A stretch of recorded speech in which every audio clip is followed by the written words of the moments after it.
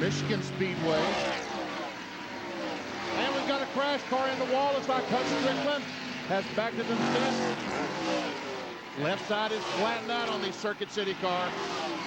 Hut Strickland had made a big move in the field. He had picked up 11 spots, was running in 24th, up in the teens, but now the car is heavily damaged, having struck already in the wall when our cameras caught it up in turn 4. And all the cars going by here, cars going on the outside.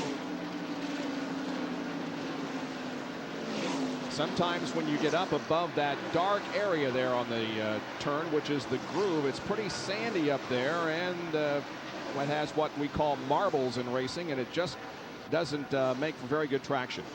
No, down the hill he comes, and comes to a stop.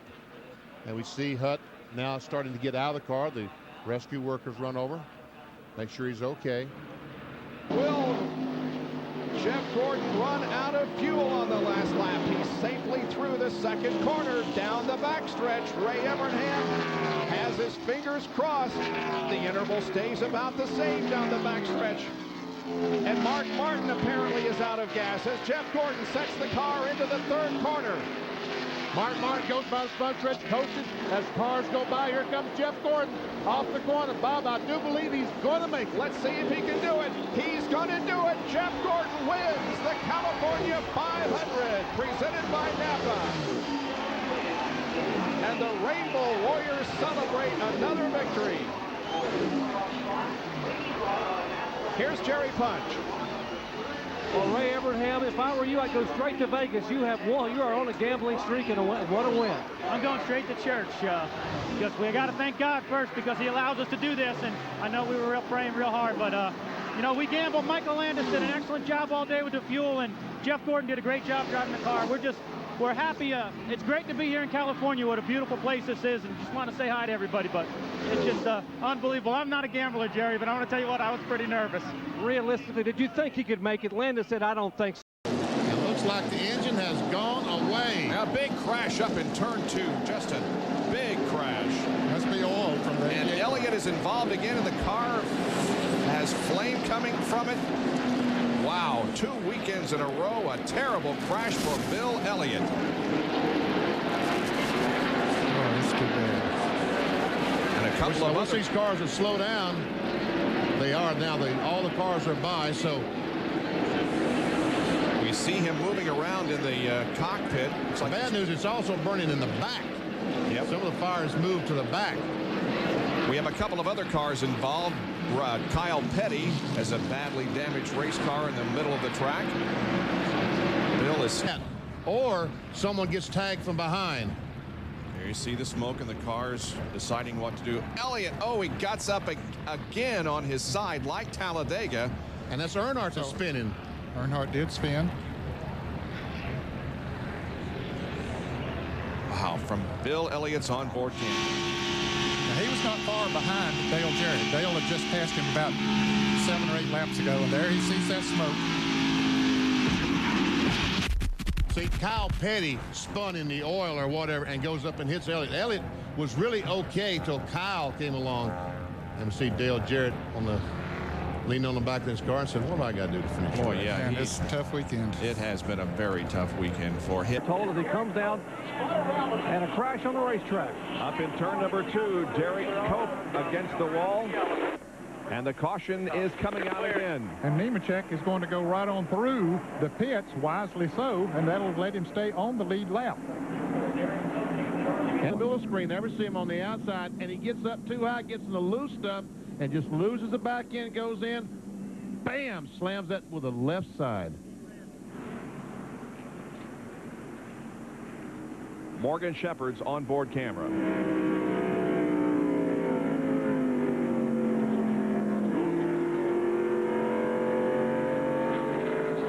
Say a prayer that car doesn't come down in front of him, and he did, and he stayed right up against the wall. And we see Cope walking across the racetrack. Yep. That's good. Trouble here in the tri-oval area. The car down in the grass. Caution is out. So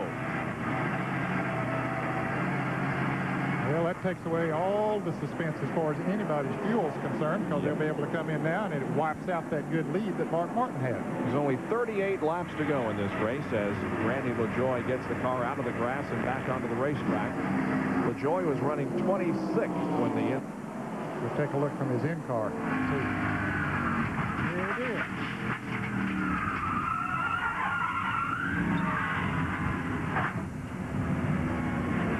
You can see those cars flashing. And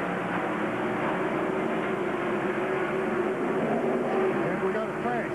Big man, several cars involved coming out at turn number 4. And it involved a group of cars that we were watching race. Ken Schrader, Sterling Marlin, Jimmy Spencer, John Andretti. Jerry Nadeau also involved. Steve Grissom is also involved. We see him up high against the wall. Saw Mike Dillon go down pit road to avoid it all. There's Jerry Nadeau. Not a lot of damage, but some damage to the right rear of that car.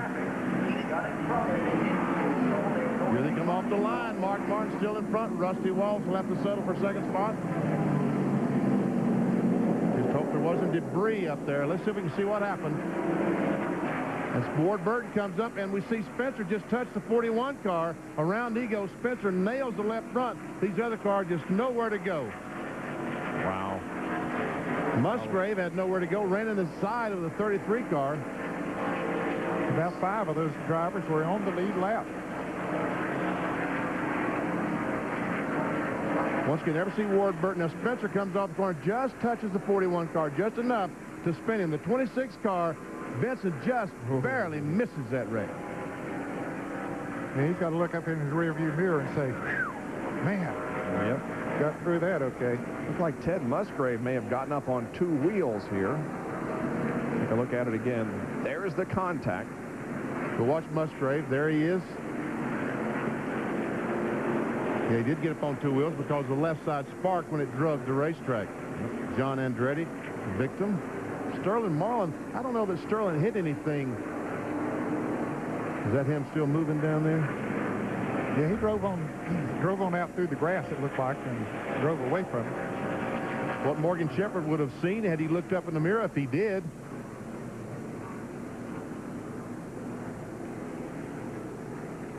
Shepherd was ahead of the crash as it was occurring back off of corner number 4. Here's what has put us under caution at California Speedway. A big crash up in turn number 4. We'll be right back. John Andretti is in. Jeremy Mayfield, but again, Mayfield having his best race ever in NASCAR Winston Cup competition. His best career finish 3rd twice here in 1998 at Daytona and at Atlanta. He's running 2nd right now, and Mark Martin is at the end of the backstretch on the final lap. Mark Martin has the car in turns 3 and 4, looking for his 25th career win. He started in 3rd position this afternoon, comes home 1st, and wins the 2nd California 500. His 3rd victory of 1998. Let's watch this battle to the line. Benson and Bodine down to the line, and it's going to be Bodine. It was close, but I believe Bodine got him just by a nose, a short nose. To the wall, and now Benson has crashed. Well, we told you how he almost crashed on lap number 1 and slowed down, and now he has crashed and damaged that car severely. And we see Johnny moving around in the car. I would think that he signified that he is okay. Bill Weber has more. Well, Johnny Benson just ready. Problem here in the early going for Johnny has severely damaged his car. So the caution is out after only 3 of 2. Number 3. Goes in turn 3, gets a little bit high. And he had a problem a couple laps before that, or 1 lap before that. And the car just suddenly swaps in and backs in the fence. Jerry Punch? Well, Johnny has climbed out of his damaged Cheerios. For Johnny, what happened out there? Not sure. I mean, it swapped ends. I mean, I got loose into 1 down there. I was at the beginning there. I was just in the wrong groove there and got Here at California. And the 42 of Joe Nemechek is in the wall. We understand he was also involved somewhat in that crash that was a result of Ricky Rudd's engine problem. We see the right rear tire. We saw it, the tread flapping on that car. So and the caution flag is out because there has to be debris on the racetrack. And look at all those guys getting a lap back, Bob. Yep, that is going to change the complexion of this race once again and allow those 4 cars to go around the racetrack and once again be in control. On the outside, Tony Stewart right behind him, and all of a sudden he feels that left rear go. Does a great job, goes up right to the outside retaining wall, does not hit the wall, keeps the car under control. Then, as he's coming down the backstretch to go to the pit area to get the tire changed, watches the cap comes off the tire. The tread just leaves the tire. That's the debris that caused the caution flag. Now, Dale Jarrett doesn't realize that. He's going to come in the pit road. But now the crew yells to him, the caution flag is out. Caution flag is out. So he makes that left-hand turn. Oops, back to the right, continues on, and so far has remained in the lead lap. That has kept him on the lead lap in 12th position. Smart move by Jarrett. For Jeff Gordon, when they came to California Speedway, Bobby, looked like they just had fire in their eyes because it had some trouble at Talladega. They'd been in a crash, and all of a sudden they're 200 points behind. Saturday morning, that car hit the racetrack, it looked like, wow, we're here to try to win this baby, and looks like he's going to do it. Half lap to go. DuPont Chevy down the backstretch for the final time. Jeff Gordon from Pittsboro, Indiana, looking for his 45th career win. The car is in turn number 3. Now off of corner number 4. Recording his 3rd victory in 1999 and becoming the first repeat winner of California Speedway. Jeff Gordon wins the California 500 presented by Napa. Hit, but maybe just the air off his spoiler. Just comes off the corner. We saw that several times yesterday in the Busch race. And watch that ultimate. Oh, it just gets crumpled up like wadding up paper. Watch Kenny Wallace, that Square D car. He just turns left and motors down pit road. And again, there's no fine for speeding on pit road in that situation. There it is again. Blaney running right in the middle of the racetrack. Swaps in and has heavy contact with the outside wall in the 4th corner. And there comes Kenny. Turn left down pit road. There we go. Well, 78 laps out of 250 have. Well, they came down pit road just a few laps ago, changed tires. That apparently not the problem. They're still investigating. Now the caution is out. So Pruitt's having a bad day and a problem for the 42 car. He's had heavy contact with the wall on the left side of the car and tries to make it to the entrance to pit road. It looks like he will do so, but some bad damage on the Bell South Chevy. Damage to the rear and left front. Here's the replays already up against the wall. Well, it doesn't seem to be a lot of cars right behind him. There's just no way of knowing exactly what happened, but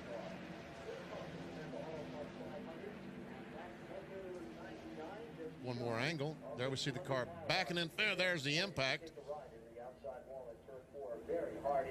Kenny Irwin also coming off his best finish of the year 2000. He finished 4th at Talladega 2 weeks ago, and that increased him 5 positions in the point standings up to 24th. But they've got a lot of work to do on this car as they push it behind the wall.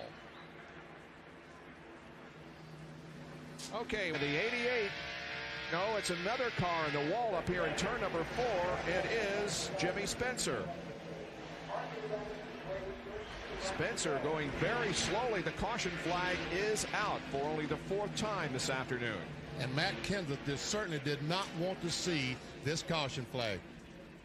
We'll see Jimmy Spencer as he comes up on the outside and just gets the car a bit loose and in the outside retaining wall. It doesn't take but just get that in that gray area about 2 feet and all that loose debris, sand, rubber that's come off these other cars, and you're in the outside retaining wall. There's just not a lot of grip in that gray. Now, what we'll see on crash and turn 4, car high and hard into the outside wall. I believe it is Dick Trickle. It is, and this brings out another caution, and again we see the entire complexion of the race change with 8 laps to go. So there is going to be a restart. And these guys are racing back to the line. Right, our team Chevrolet just gets loose behind John Andretti, goes up and bam in that wall hard. Jeffrey Bodine scheduled to take over the car at Richmond next weekend after his injuries at Daytona here this afternoon. Mayfield comes down and looks at the white flag. 1 lap to go, and we got a crash in turn 4. A spin. That's Robbie Gordon. I don't think he's hit anything yet. Now he does. On the very final lap of the race, a spin with Robbie Gordon, but he's able to bring it down off the racetrack and continue. There is a caution, however, and Jeremy Mayfield is going to race back to the flag. It's still not over yet because the leader did not take the caution flag. It happened behind him. The battle appears to be for second spot as Kenseth once again closes in on and heads to the high side of Bobby Labonte. But Labonte down low is able to stave off that challenge. They come off of corner number 4. And Jeremy Mayfield wins his second NASCAR Winston Cup race, and it comes at the California Speedway in the Napa 500. He becomes the 10th different winner in the year 2000, one shy of the overall modern era record of Boy, he just, again, the cars get really, really pushy right there, exiting the corner for somebody there. Watch this, almost the same thing. This time he looked like he may have gotten some help, but he did the same thing. He slid in front of the 30 car earlier today. So that's his trouble this weekend. Down in the corner. Michael on the racetrack. Kenny Schrader. Michael's around into the wall. Looked like something happened to his car. Ricky Craven, the 32 car as well. Caution's out. These guys are all reacting to what they saw in front of them. If you will, they're asking. 97 maybe can get his lap back. Clear. He's trying. Yep, Kurt Busch is going to make it. Wallace is going to give him room, and Kurt Busch, who started this race, like it's coming outside, is back in contention. Thank you very much. Took him 150 laps, but he finally got his lap back. He corrects and bam, hits that outside retaining wall. And then the 32 goes around reacting to what he saw. It was almost like he overcorrected. He just, yeah, he didn't know where Michael was going to go. He didn't know if he's going to come off the wall or stay there. Have a great view. Caution is out. We'll be back to the California Speedway in a moment. What lap? The lap they come out of the pits. Jerry Nadeau, 25 car, spinning on the backstretch. Caution is out. And I believe everyone has made their pit stops under green. And I hate it. There goes your strategy, Larry. Mike Skinner going to try to make his lap up in that 31 car. Of course, Rusty Wallace, the 2 car, he is the leader right now.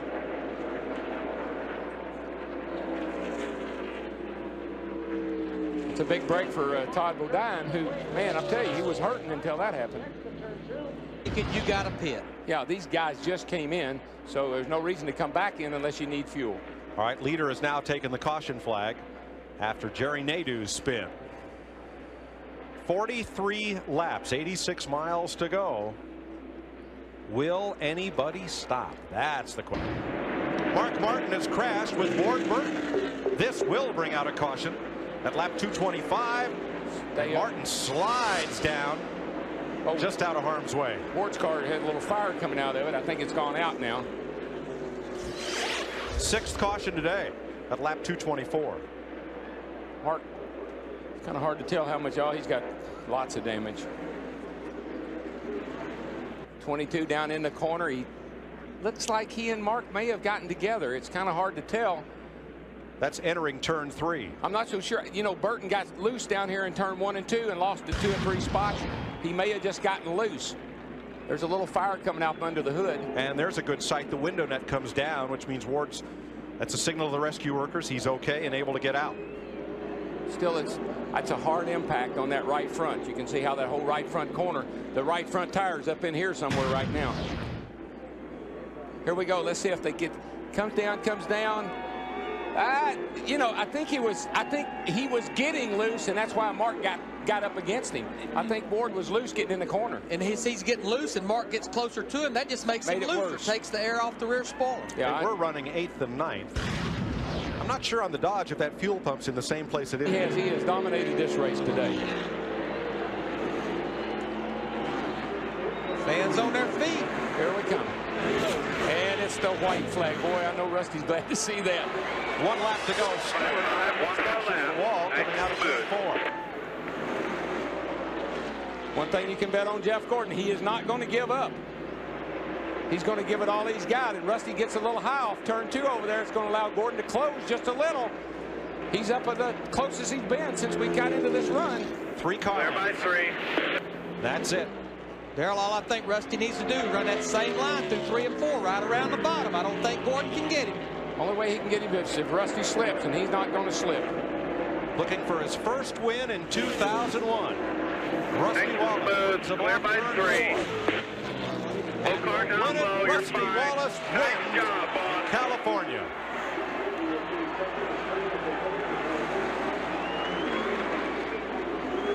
"27 cars finishing on." Good job, everybody. Great team effort. Wish you guys there, RSW. Oh, trouble right here. Got a car around backwards, turn 4, and Shauna Robinson. Just lost it all by herself. Caution is out. But on Dale Jarrett, it just looks to me like his car was really fast on new tires, but these guys need to watch coming off the corner here. That car's on fire. Now that's, I believe that's just unburnt fuel down in the exhaust system. Yep. It'll snuff out when she fires the car, and it does. And that unsponsored machine is heading back to pit road for some serious repair. Now Bobby Labonte has been on pit road now for 11 laps. Steve? Mike, the problem was Bobby Labonte felt the water pump belt come off, and it got wrapped up in other engine components. He was afraid he was going to damage the engine. They brought the car in, had the hood up, and they replaced the belts. Bobby Labonte is back on the racetrack. End of the day. Watch the white car. Just all by herself. I was looking down right at it, just spun the car around coming off the corner there. A lot of the guys, especially about on the verge of going a lap down, we're getting close to scheduled pit stop time. They'll be coming to pit road, trying to get that advantage of 4 fresh tires. Now this is Gordon's home track as well. He's from Orange, California, where he still has a house, where his dad still in the garage out back maintains their off-road racers. Trouble in turn 2. 21 car looks like he went around over there. We stay green. Got a left rear. It's got a left rear tire down right there. Now, but he's about to. Oh, we got a caution flag. They're all going to pit at the same time. They'll all be in now. Ricky Craven against the wall. He's brought out the second caution of the day. Lap 141. That's a shame. He was running in the 8th position. Been in the top 10 ever since that first set of pit stops on lap 20. Well, I've been watching these cars off of 2 over there, Larry, and man, I'm telling you, they are right up against the outside of that retaining wall. You can see the tire marks all the way across it. They are high, running that corner high, wide, and handsome. Here comes some guys trying to get laps back. Burt slowing down. There goes Bud Strickland, Ward Burton. I don't think Jeff Green that win a lap down. It was close. I think he may have made it. I think that 30 was, I mean, I think that we're going to have the little transponder to tell us. Well, by our scoring, that he did get back on the lead lap. One fellow who did not make it was Matt Kenseth, Bush's teammate, in the 13th position. Don't do anything. Oh, trouble down here. A car's trying to get in the pit. Hard in the wall. That's Bill Elliott. Little E. Bill Elliott. And Kevin Harvick. A very hard crash for Elliott. Oh, yeah. The first serious incident, or rather for Earnhardt, the first serious incident of the day. And, excuse me, it was not Bill Elliott, it was Dale Earnhardt. Yeah, you saw the red and white, and I thought it was Bill Elliott. And it was hard, Darrell. It was. That was an incredible impact. Field coming around to take the caution flag at lap 228. Boy, it's on the left side, driver's side. I tell you, I don't like the looks of that, guys.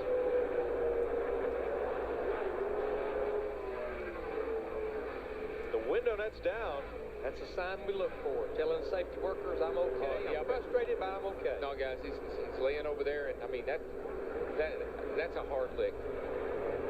And Kevin Harvick, the second car involved. I think Dale Jr. was trying to get in the pits, and or somebody was. There we go.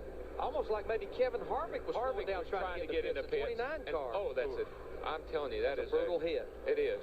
Kyle Petty just squeezes through there. Has to go to pit road to take evasive action. So does Jeff Gordon. That I don't like the looks of that. All the cars have now taken the caution flag, and rescue workers come to the aid of Harvick and Earnhardt Jr.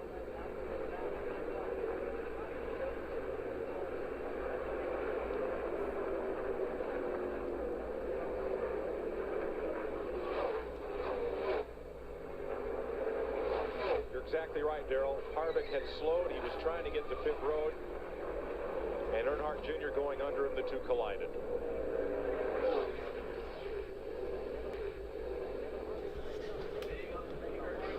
Well, see, he's awake, alert, talking to the rescue personnel. He's I just knocked the breath out of him, I guess. I tell you, they've done such a great job with the inside of these cars and the head and neck restraint systems and everything else. See Kevin Harvick out, his car.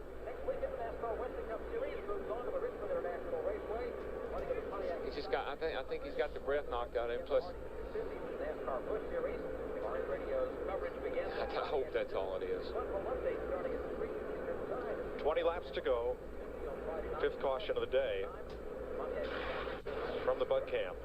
Here he is, and he sees all of a sudden there's Harvick on the outside. Oh boy. Oh wow.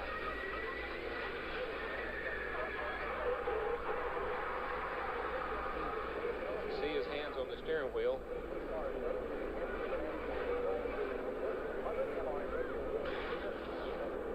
Pass.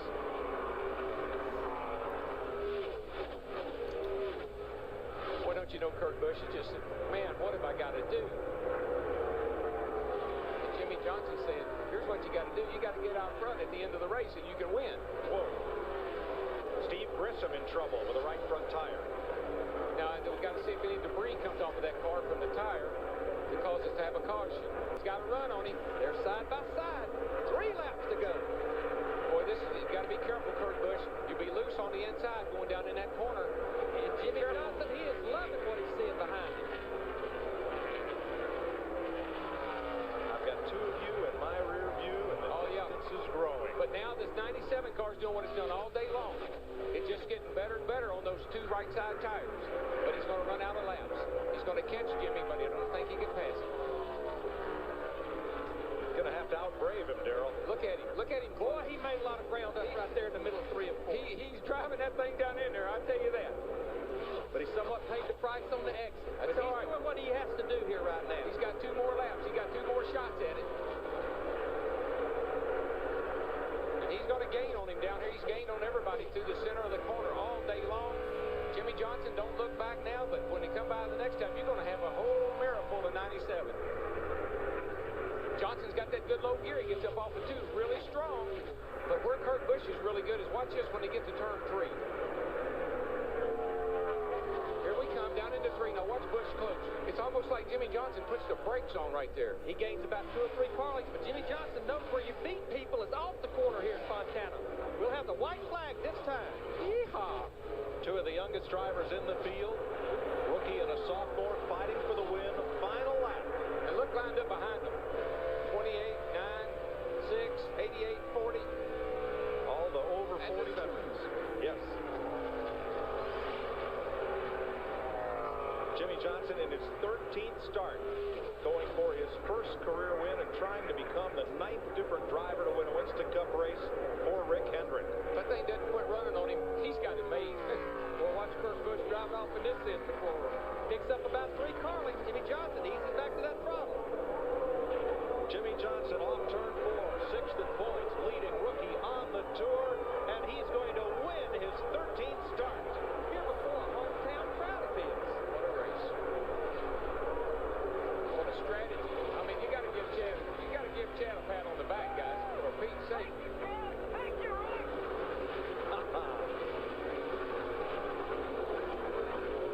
How many crew chiefs down there right now are kicking themselves in the rear right now saying, why did I even stop? Why did I take any tires? Look at that. Second straight win for Chevrolet. Johnson led 62 of the 250 laps. Oh, yeah, he had a good car all day long. He stayed in the hunt. Here comes car owner, Jeff Gordon. Congratulate that boy. He co-owns this car with Rick Hendrick. Gordon finished 16th. Look at this. You the man. You the man. No, you the man. No, you the man. No, you the man. Remember, this is the car that Jeff Gordon won at Michigan and Indy with last year. If you're going to be the man, you got to beat the man, and he did. But I'm proud of Kurt Busch. I'm proud of both those kids. They drove great races. Kurt Busch. Had a great car all day. Fought his way up there to second. In 1965, Dick Hutcherson was a rookie who won in his 13th. What Gordon did to the side of his car. Jeff did. It wasn't there a while ago. Now, Hutcherson won his 13th start in 65. In his rookie season, went on to win 9 races in his rookie season and finished second in points. Do I smell burnouts? I believe we do.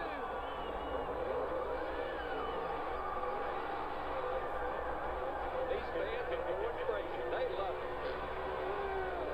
Here we go. Walk that thing. Dog walking down through there. Give me some more smoke. Oh, let her go. I bet Rick wouldn't even care if he blew it up. I don't think he's done. Daryl, there's nothing like that first win. Oh, man, what a thrill. What a thrill. Especially a 500-mile race here in California.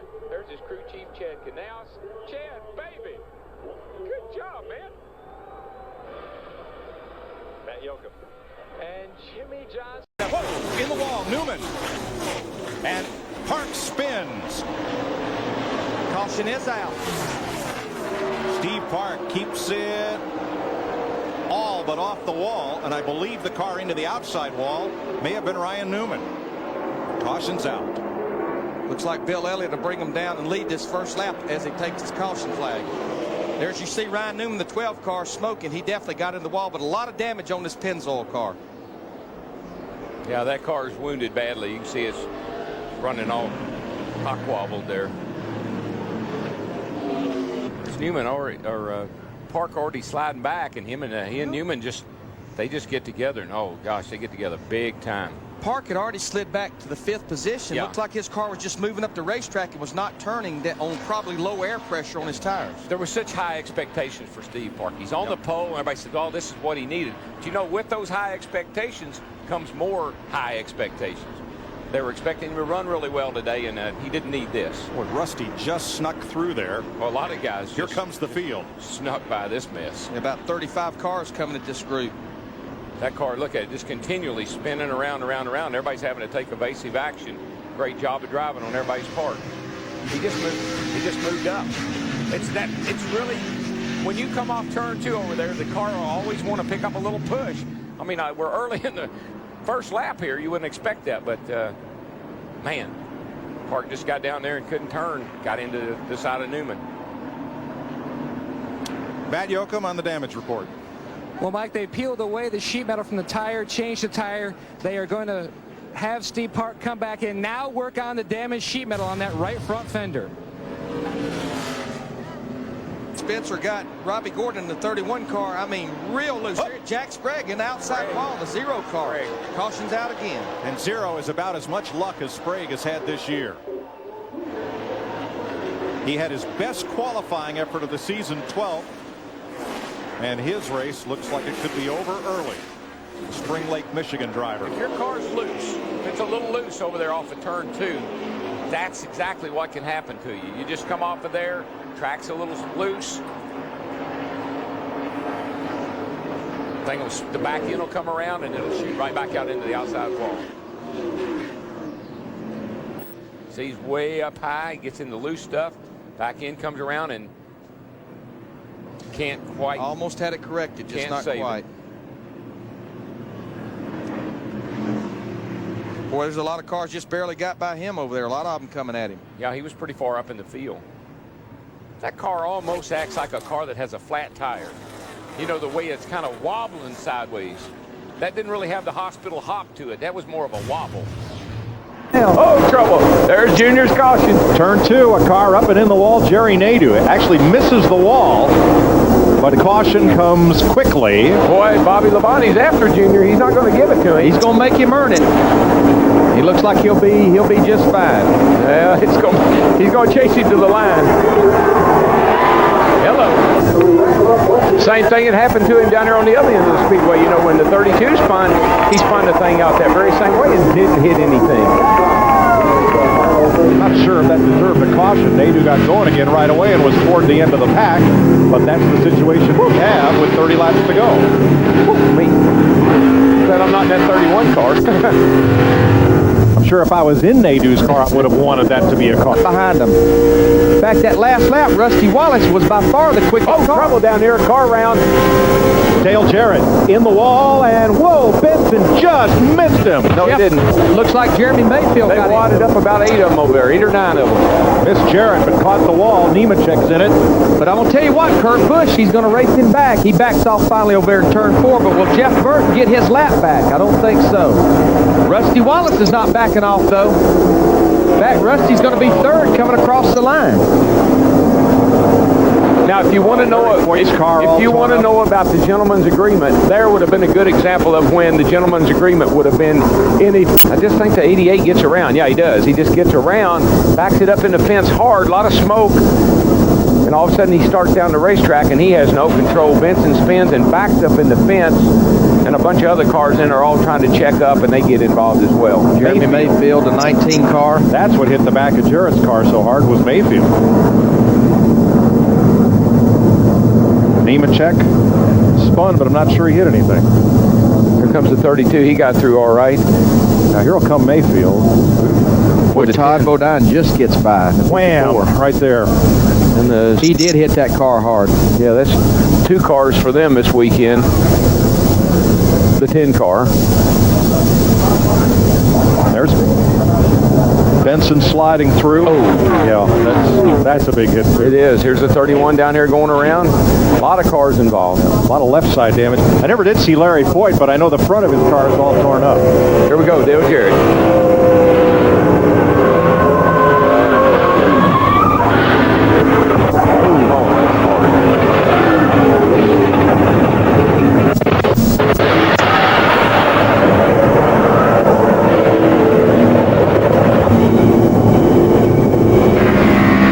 Benson.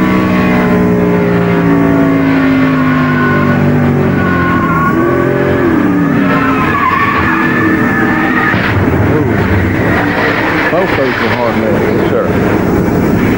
Robbie Gordon.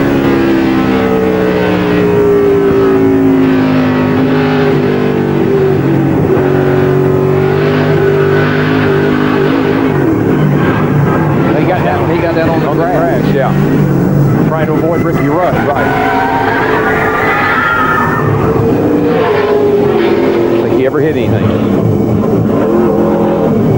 Dale Jarrett trying to get out with the... He's a big guy, too, Mike, and it's difficult, man. 48, Jamie McMurray in the 42. 2 good battles as we close in. White flag trouble. It is Martin sliding across the grass, and it's Johnson in the wall. Jimmy... is out. No, the white flag's out. You got to race back. You cannot slow down. Now, Jimmy Johnson's car wadded up in the wall. They've got to race to the line. The leaders did not get the yellow, did they? No, on the last lap, you race back. And Rusty Wallace and Bobby Lonnie, they're side by side down the backstretch. This is a battle for second. Kurt Busch entering turn 3 right now. Jimmy Johnson gets his car off the wall and out of harm's way. Mark Martin's in the middle of the grass here right at the start-finish line, but this will be the race right here. Kurt Busch coming off turn 4, Mike. Yeah, but here comes Bobby Labonte under Rusty. Rusty drove it in there hard, shoved up. Labonte's going to beat him to the line. 6th career win for Kurt Busch. And a near photo finish at the line, Labonte for 2nd. And how about Bill Elliott finishes 4th, Jamie McMurray 5th, and Dale Earnhardt Jr. finishes 6th, and Michael Waltrip 7th. John Andretti's 8th, Sterling Marlin, Matt Kenseth. How many times this year have we seen that 48 car spin out on the last lap? 3 times. Boy, that's getting to be a habit. And Matt Kenseth, our points leader, he did finish in the top 10. He finished 10th, so he won't lose too much ground. John Andretti 8th and Sterling Marlin 9th. Let's show you the crash. Mark Martin, Jimmy Johnson. Jimmy just ran out of racetrack, Darrell. Yeah, he bumped got the that push off turn 4. He bumped the wall, and Mark was so close to him that he couldn't help but get into him. And McMurray was so lucky to miss him, and here the whole field has to get their cars away from the wall. Bill Elliott's view of all this. This was definitely the best view to have out the rearview mirror. Oh boy, yeah, just bounced off the wall right there. Mark was just so close.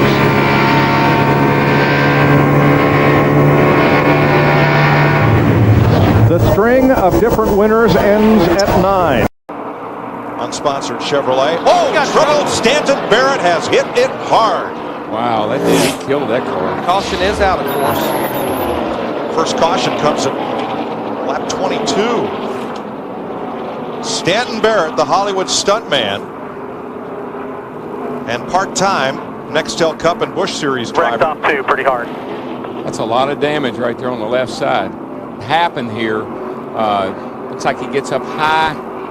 Oh, here he comes here. No, oh my goodness. That's a absolute worst thing can happen to you. Snaps and goes back right into the fence. But what I want you to watch is the reason we're freezing the field, reason we got all these controversies going on. Man, this thing gets out of control. He was loose, Darrell, and overcorrected. That is a hard lick. Safer barriers installed at this track beginning this weekend. You see them there jutting out from the wall. Good thing. Yes, sir. That is a hard lick, even into the safer barrier. It just snaps. You start to get loose, you correct, and when it comes back, it just goes straight out into the fence. But watch how quickly the safety screens get to the car. And that's why we've come up with this freezing the field and no racing back to the yellow. Turn 4, spinning hard, catches another. Kurt Busch collided with Rusty Wallace. Caution is out.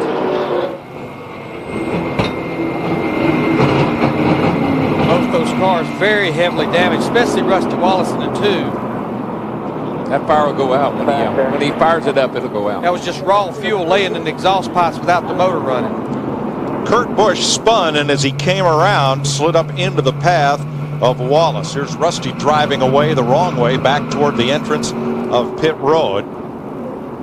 Left front down. Probably a good move, Darrell. It'd be hard to make it 2 miles to come around to pit road from where he is. He and Kurt Busch both went back down here to the end of pit road, and they're entering pit road from the normal position, but that was a good move on their part. Watch the 97 Kurt Busch up high around Jeff Green, way up high. Gets in some of that stay dry that was put down for the blown engine, and he just comes down right in front of Rusty's path, and Rusty nails him. And of course, the irony of this wreck right here, remember last week at Talladega, Tony Stewart gets into Kurt Busch, the 97 car, and Rusty Wallace gets sucked up into that crash.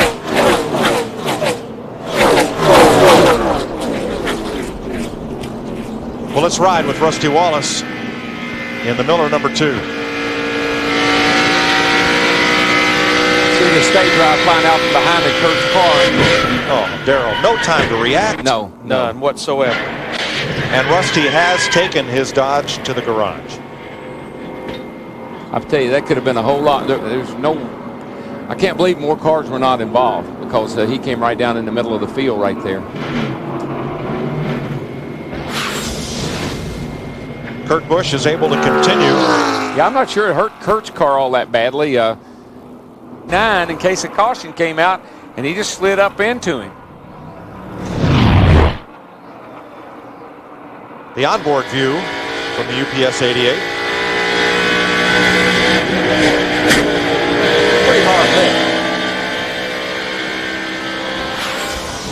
For Jeff Gordon, trying to score his 66th career win. Uh-oh, Bobby Labonte's out of gas. Bobby Labonte's out of gas. Jeff Gordon still running through the middle of 1 and 2. Labonte right down on the bottom, but the gap opened up. Can Jeremy Mayfield, Jimmy Johnson, Ryan Newman catch up? Bobby's out of gas. It's just that he had a little shot, but Matt.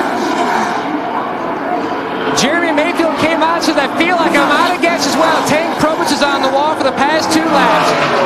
Casey Kane also on pit road. Both Abraham cars on pit road, Jeremy Mayfield and Casey Kane. I was going to say, they're not notorious for getting great gas mileage. Checkered flag, Jeff Gordon wins it. Bobby Labonte's on the apron in turn 4, but I think Jimmy Johnson's probably going to go by him in a 48 car for second place. Jimmy Johnson.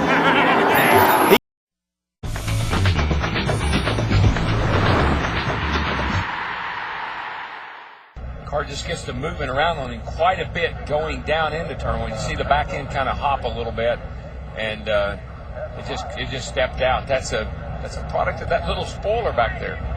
See the back of it start to hop, though? He kind of gets a little hop in the back of the car, and it comes out from under him. And remember, we've already made note, entering that corner at 200 miles per hour. It's all happening so fast. Again, credit the safer barriers for minimizing the impact for Dave Blaney.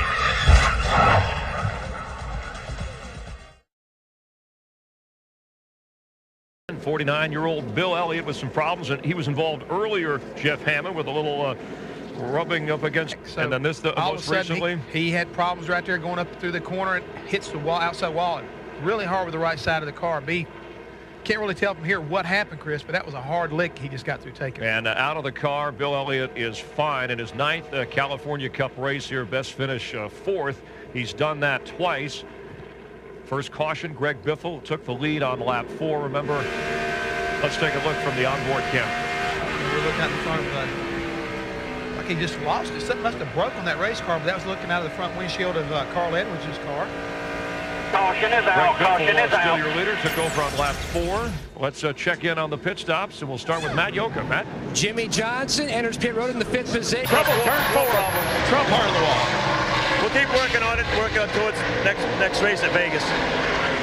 Dave Blaney has hit the wall hard in turn 4. That is Blaney's 2nd crash in as many days here. But that's the break that Greg Biffle and Kurt Busch were looking for. Greg Biffle was out in front of our leader, Joe Nemechek, so he'll stay on the lead lap.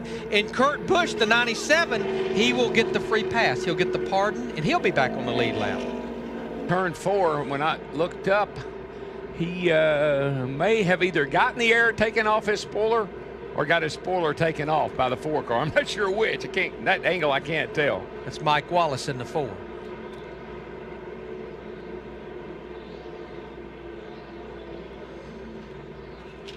He crashed in qualifying, had to go to a backup car to start the race. Thank goodness for those safety barriers.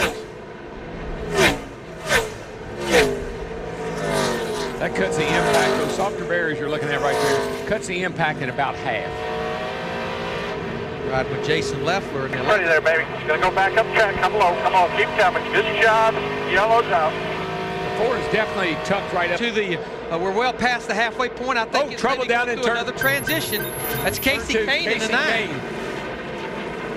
Caution is out. Kane has tagged the wall and hard. He may have got a little help, but it could have been a tire. What do you think, Steve? Hey, just seconds ago, guys, Casey Kane said that vibration is still there, and I think something broke. The team is headed to the garage right now. And that'll be a big break for Ryan Newman in the 12 because he will get back on the lead lap now as the free pass car. Kane was running 6th when he smacked the wall at turn 2. Or what happened to him? She just gets loose. You can see with the wheels cut back to the right. She just gets real loose right there, which is where they don't. It's where they do that, right in the middle of the corner.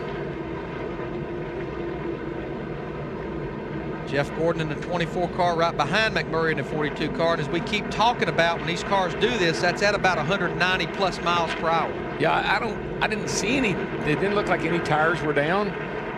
Things look normal. It just looks real. That's what you call bad loose. McMurray just getting by as well as Jeff Gordon.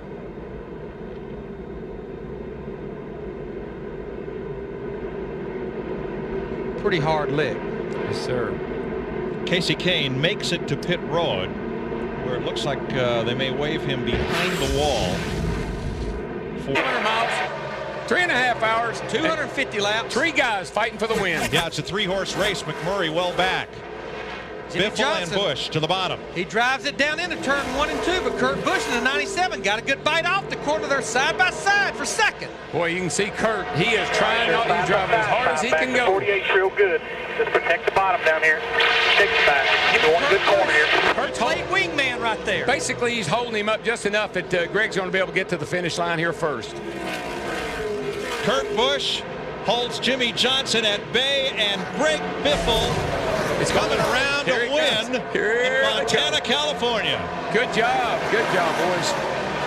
And he is glad to see 250 laps on that board. Those tires had no more laps left in them. That's 0 laps left in my tires. Jimmy Johnson comes up 1 lap shy of being side by side with Biffle. And now you know. Here with 31 laps to go. Trouble turn 4, back of the pack. 1 car all alone spins at Stanton Barrett. Caution is out. The Hollywood stuntman goes around, coming off turn number 4, and I didn't see contact with another car, though there may have been. There Doesn't appear to be any damage on the car whatsoever. Doesn't look like anybody got in the back of it. At the back of the pack, up high. Yeah, he just got way up high, got in the loose stuff, and around she came. Boy, Brent Sherman just squeezes by in that 49 car.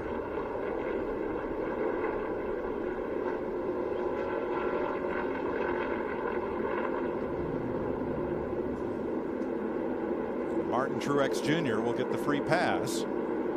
That will give us 17 cars on the lead lap. Now we've talked. Jimmy Johnson takes third. And where did he come from?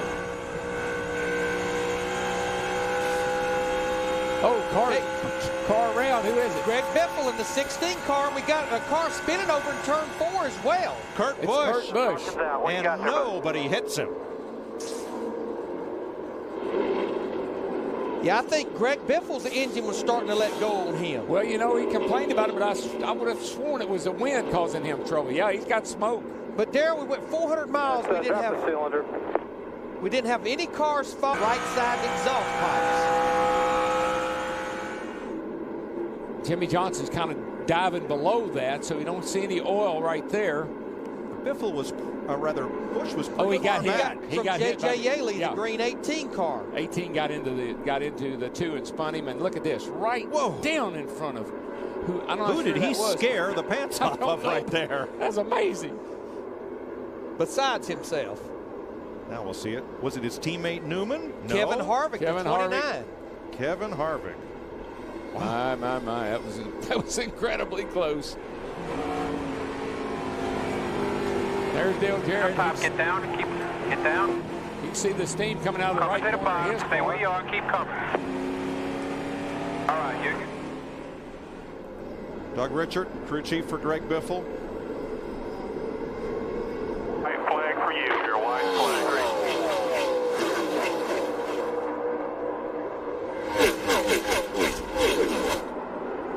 Here comes Carl Edwards in the 99 on the high side, trying to get that second spot away from Jimmy Johnson at 48. He got a heck of a run down here in 3 and 4 at the top, but he lost a little bit of ground that time off of 2.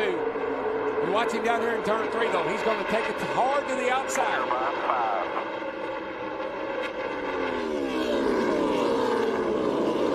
The new tire cars racing up 3 wide in the middle of the pack as Matt Kenseth comes off turn number 4. Ahead of Jimmy Johnson, and Kenseth wins the Auto Club 500. Man, they're coming across. Five wide on the apron. What you were going to get. Robbie Gordon has spun. Stay right there where you're at. In front of a lot of cars. Sure did. Looks like he's got a left rear flap, but we can't tell if that happened during the spin or before the spin. Doesn't look like he hit anything, though. Fire, left rear flag. Says he has a left. Guys at the back will come for fuel. You can see that there was the center section of the tire ripped off, like Yaley's tire last time, the Busch car. He may have made contact with somebody that ripped that tire. A lot of guys do a good job missing that. Back in, and this happened just a moment ago. Yeah, 19 gets trying to get to his pit, and Ryan Newman gets into him. That's not normally how you want to get into your box. Luckily, nobody got run over on that deal. So Elliott Sadler pointing the wrong way on pit road, but they got him turned. We're just going to do the best we can every week and see how it turns out. And there's caution on the racetrack now as Brian Vickers has a problem, Bill. He's had contact, heavy contact. I think the left front tire looks like it blew on that car. Yeah, sure did. Because that's what took the fender off. It's caution. There you see the tire go. It's gone there, actually. Bits and pieces all over the place. This is on board with Dale Jarrett. And all we're going to see is the sun. I actually saw some smoke there. Or I thought I saw some smoke. No, I did see some smoke when he went down in the corner. And he felt it. It was like he felt it going. He got out of the way, but. So so I high. mean, they really got to fix that fender because you can't run. His chances, even as slim as they were, making the chase. Here's Gilliland going around. Looks like he was underneath Waltrip, and he was just trying, you know, they were coming off the corner, and he was trying to turn the car down so he wouldn't drift up into Waltrip. And that brought out the caution. Pit road is closed.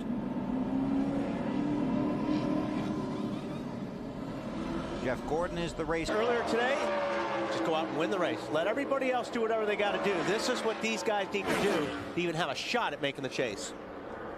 Won 4 of the first 15 races this year, but has struggled since. Tonight, he has led 129 laps of this 250-lap race. This is the final lap. Casey Kane came in here 11th in the championship standings, and as Wally said, he's going to beat everybody and put himself in position to make the chase next week at Richmond. Earnhardt goes to second. Casey Kane comes off of turn 4. He won last night in the Busch race. Casey Kane sweeps at California.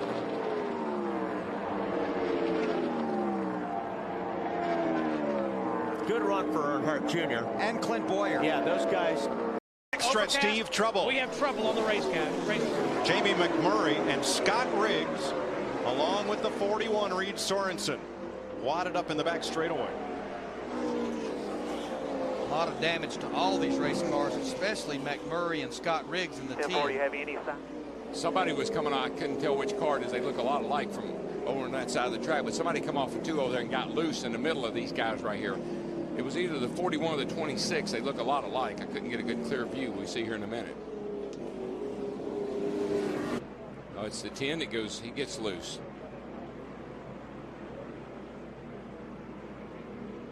Well, John Andretti just shot through, and so did Jeff Green. That's a hard lick into the safer barrier, though, there in turn 2. It just snaps around with you. When the rear end jumps out like that, the way these cars are set up, big right rear, soft left front, makes a U-turn. Just nowhere for Jamie McMurray to go, as well as Reed Sorensen, the 41, just a victim as well. I think there's some other guys back there that probably got some nose damage as well by bumping into each other. Let's ride with David Rudiman, our Domino's cam in the 00. Outside, 88 outside. All clear, good job, all clear. And from Dale Jarrett's UPS camera. One up high, one down low, come through the middle, through the middle. Keep coming there, keep coming. Daryl, I think the ride when we were with David Rudiman pretty much told the tale right there. Scott Riggs in the 10 was already a little bit free, and that just made him looser. And that actually could be, they're going to go ahead and change 4 tires on Dale Earnhardt Jr. Hey, go ahead and roll there. So he will go a lap down. Well, or will he, Larry? He's got to beat that car down to the end of pit road and will not do it. He will not do it. He will be a lap down, and we'll have to check. But could be. I shouldn't say he should be. I should say he could be. David Reagan spinning the AAA number 6. If you're lap down, you're the lucky dog. You're going to get the lap right back. That's why they put 4 on. So you're cool. Okay, there you go, Jim. Because, I mean, Reagan coming off a great top 5 finish at Daytona. I've been watching him, Mike, and he'd been falling back. He was at the tail end of the field. I think the car was really, really loose with him, obviously. All right, let's explain. Kenny Schrader, about half the field. Now, this is not what those guys that just made that pit stop wanted to see, because they will go a lap down and the caution is out. Sterling Marlin had just completed a pit stop in the Panasonic Chevy. Got a left rear tire cut down there, but then the whole left side is torn up. It's a pretty hard lick for Sterling. This is a guy that benefited from that caution. Jimmy Johnson, who was our leader, he was only about 5 to 6 laps. Oh, something happened to that race car just going down the straightaway. Yeah, right in the middle of it. It's almost like it's got to be a left rear tire for it to make an abrupt turn like that. See, the left rear tire is down, and I'm pretty sure that's what happened to it. Well, that car really hooked into the wall, Dale. Yeah, I did. I'm just almost positive the left rear tire cut out. Him going around the track in Fox 3D. And we can use this to show you what happened to him a little earlier in the race that dropped him back to 40th place. They're coming off turn 2, a lot like Scott Riggs earlier. The car just got loose with him. The good news is he didn't hit anything. I was going to say, his car looks a little bit better than Scott's did.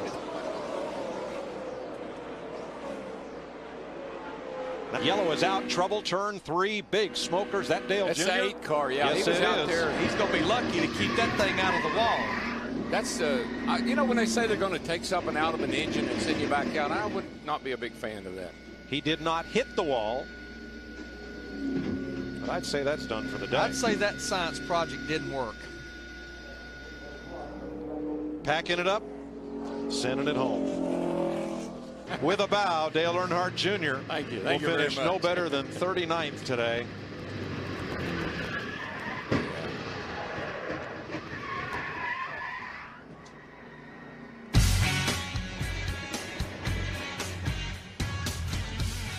Joe Nemechek gets the free pass. Is that an Oscar-winning performance? Pack it up to go home, and the Dale Earnhardt Jr. engine problems, his second time out. Can smell we got trouble. Big trouble.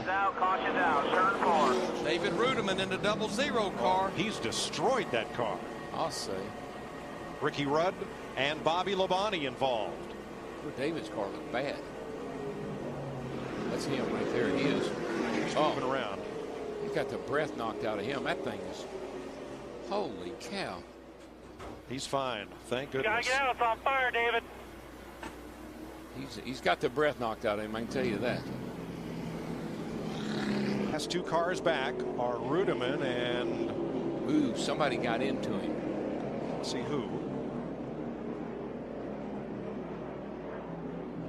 Look at the parts and pieces flying off that thing.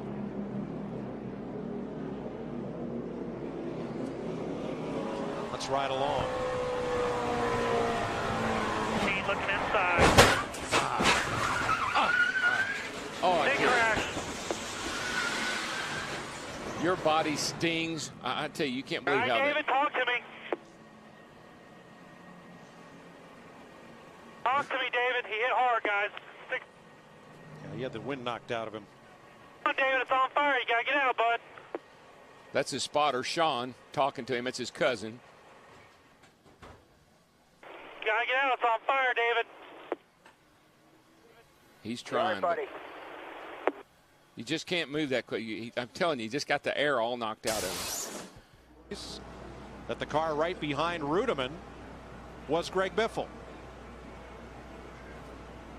That pretty much tells the tale right there. I think Darrell had an ultimate quote about our Fox 3D. The fans are going to love it. The drivers are going to hate it. So there's Ricky Rudd sliding and Bobby Kevin Harvick got his tire changed. He's at the tail end of the lead, lap 17th. Look at that thing, Larry. Eating that white line up, back into gas, not pushing the nose. Off she goes. Goes through the center. He's able to pick that car up and drive it straight off the 7, no pressure here, Clearman. Jack Roush has 12 victories at this racetrack, 6 in the Busch Series, 4 in Nextel Cup, and 2 in the trucks. And just a few feet here, a few yards here. I love it. Matt Kenseth, second time in his career, he sweeps the weekend. Kenseth wins the Auto Club 500. Jeff Gordon second, Jimmy Johnson third, Jeff Burton fourth, Mark Martin fifth. Got some more coming here. Hold the line. All right, come on down. Get that thing stopped. Get out of it. Get that thing stopped and get out of it. Heavy contact and Motor blowed up or something. Safety crews trying to get out to Michael Waltrip quickly. We saw the tire rubbing. The flames are getting into 3. Michael is yet to get out of the car. The flame looks like it. Boy, just took, what did I get, an oil line? Yeah, that's what the spotter said. It looked like it blew an engine, and that's the reason he said that, because that tire blew out and probably sheared an oil line off the oil pump or something on the engine, and that's what made all this fire. You know, they always tell you when you're starting to learn how to drive, and NASCAR tells you also, guys, if you got a tire rub, it's generally not going to get better. Get it in and fix it. But he thought that maybe it might go away, and it didn't. Boy, big explosion on the left front tire, oil lines, everything, and what a tough deal. Hold on to it. That thing's on fire. Got some more coming here. Hold the line. All right, come on down. Get that thing stopped and get out of it. Watch the window net. Stop and get out of it. He's trying to get the window net down in a hurry. Motor blowed up or something. You can see fire coming up in the cockpit, probably from the shifter tunnel or something inside the car there. There's a lot of heat inside that car. These guys wear fire protective clothing, and that's what probably saved Michael from getting burned or hurt worse in this car, and that gave him time to get out. Well, when the tire blew, guys, it was so violent, it just caught on fire immediately, and he didn't hit the wall hard or anything. He just kind of slammed it a little bit, but right now he's disoriented. There's smoke inside the car he can't see. His spotters help him to slow down to get the car stopped. And Mike did hear enough to get the window net down, which is really good. But John Andretti has had trouble with the left front tire, and that will indeed bring out caution number 5 on the day. Yeah, when that one blew, it just disintegrated the left front fender, and that's what happens when you have a tire failure while you're running close to 200 miles an hour. Couldn't slow it down quick enough. Much the same thing we saw with Michael Waltrip, but a lot better turnout for John Andretti. Yeah, not quite as bad as it was for Michael Waltrip, but still a lot of damage. See all these parts flying off the car, and NASCAR has to throw a caution to get all this stuff off the track. I was talking to some of the guys. And we got a crash, guys. Trouble on the racetrack. The 7 car of Robbie Gordon, and whoa, right across the racetrack, and almost caught the right side of another car who was down on the apron. Robbie Gordon had been running so well in that 7 car. Get on in here. Let's take it right to the garage. Take the That's about as fast as I ever seen any car go down the racetrack backwards against the wall. That was your... He looked like he was running as fast backwards, Andy, as he was forward a little while ago. That was incredible how quick he was going. But it felt fast, too, going backwards. Yeah. Robbie Gordon from Orange, California, one of the 7 California natives running here. And he will turn in onto pit road at the very end down towards...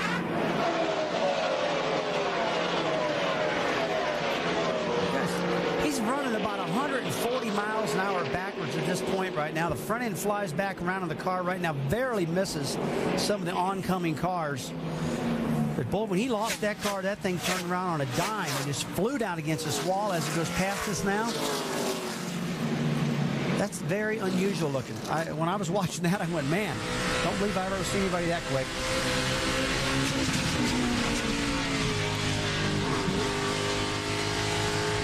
That was our in-race reporter, Clint Boyer, in the 07, involved in this also.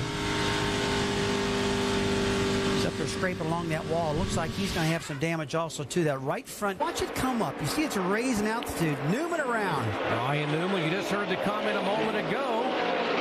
Okay, Mike. Crank it up, buddy. Crank it up.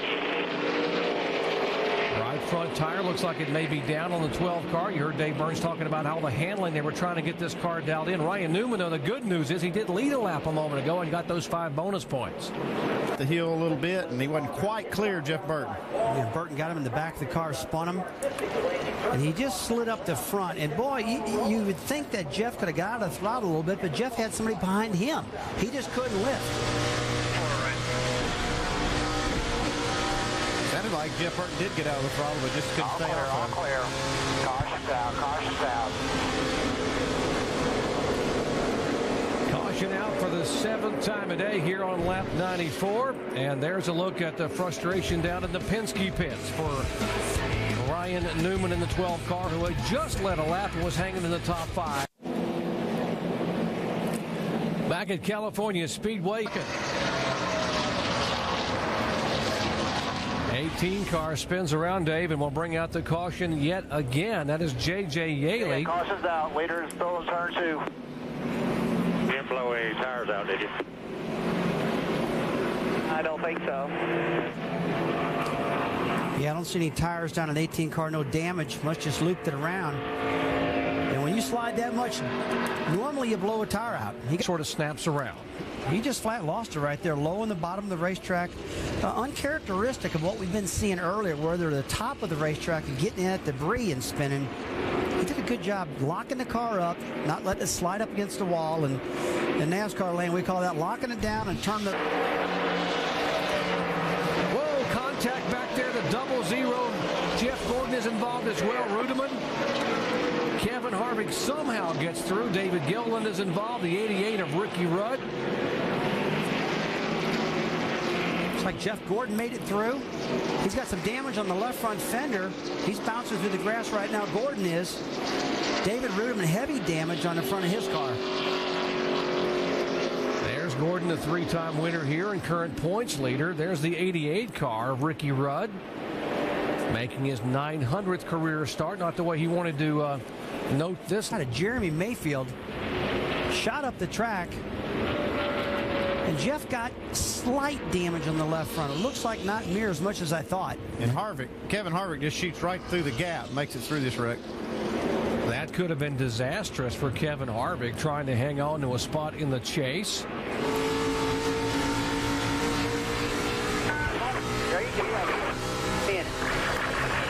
Inside back here, wrecking behind us. See David Rudeman didn't see that coming. He was on the top side of the racetrack when Gordon got into Jeremy Mayfield, knocked him up into David Rudeman, and Jeff must have really got loose. Come on, hustle, nobody. You're good. Clear up, big wreck behind you. Hell of a good job. And yeah, guys, Jeff Gordon came on the radio right after that, talking to crew chief Steve Letary. He said, my fault. California came back to his hometown this week for a charitable golf tournament. A celebrity golf tournament and a charity auction to raise money for Habitat for Humanity for San Diego. He's inducted into the Hall of Fame at his high school. First time he's been back since 1993. And now on the final lap at California Speedway, Jimmy Johnson, the California kid, is going to do something he wanted to do here for a long time, coming home. Not only to visit the family and friends, but to go to Victory Lane at California Speedway. He has not won since May 6th, race number 10 at Richmond. But guess what? Tonight at California Speedway, race number 25, Jimmy Johnson takes the victory.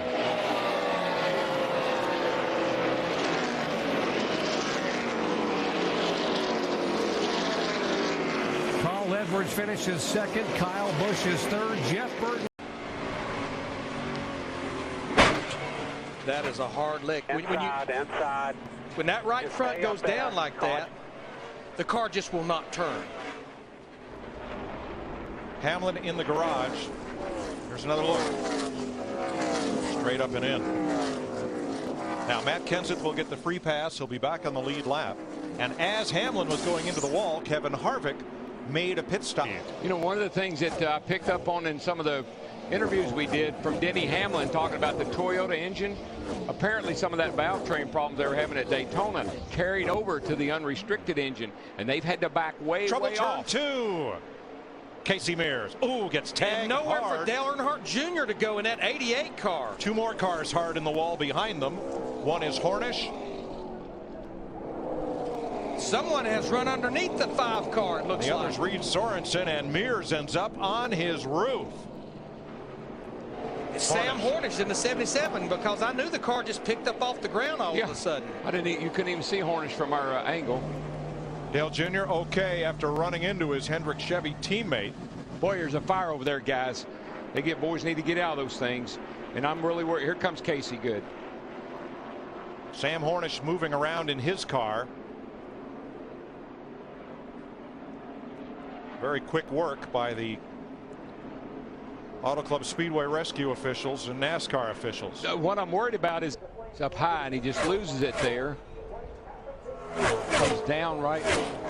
Just clipped Dale Earnhardt Jr. Got turned him around. But now this is when it really is bizarre. Watch this. Hornish already had damage and the hood was up so high he couldn't see out of the windshield, I don't think.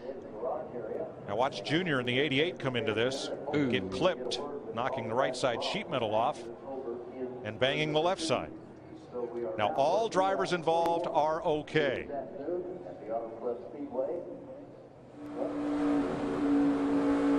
Still inside the 12 there. Stay low, stay low. We're in it there. You got the right side door from the rear tire back. Now we saw from the snail's trail on the track that Hornish's car wouldn't stop or steer as he got underneath mirrors. It was dropping a lot of fluid and ended up just tumbling him over. Yeah. That is bizarre.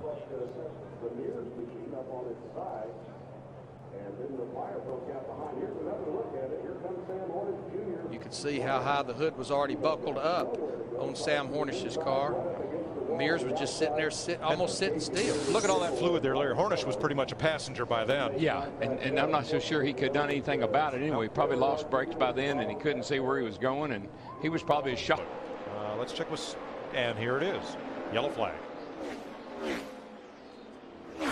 Steve? Guys, listen to Jimmy Johnson. He said the balance on this 48 is really good. I just need to turn a little bit better. And DW, he said there's crush panels everywhere here in turn 1. We know where they came from. Yeah, and they're definitely crushed right now. That's pieces of aluminum you put up inside the wheel well between the body, the frame, and the body itself to keep the heat and everything out of the car. So when the tire flies apart, it just rips that right out of there. Now, Darrell, I would prefer to put 4 tires. The catch can man. Caution's out. Elliott Sadler. Yeah, man, keep it up there if you can. Keep it up there if you can. Keep it up there. All right, get going as soon as you can. Get going as soon as you can. There's somebody else sitting back there behind him, too. I saw another car nose into the picture. Now, Elliott was running in the 16th position. He was racing there with David Gilliland and David Reagan. Pretty bad in the back end, guys. Yeah, got a lot of damage. Now, Robbie Gordon had gotten against the wall. Just trying to miss the 7. I got All that great anyway. Let's see what happens here. There's Robbie. He just about goes around. Now, the 19 was up high, about 10 car lengths behind Robbie Gordon. Well, he saw Robbie get loose, thought Robbie was going to smack the fence, kind of took an evasive action, and ended up hurting himself.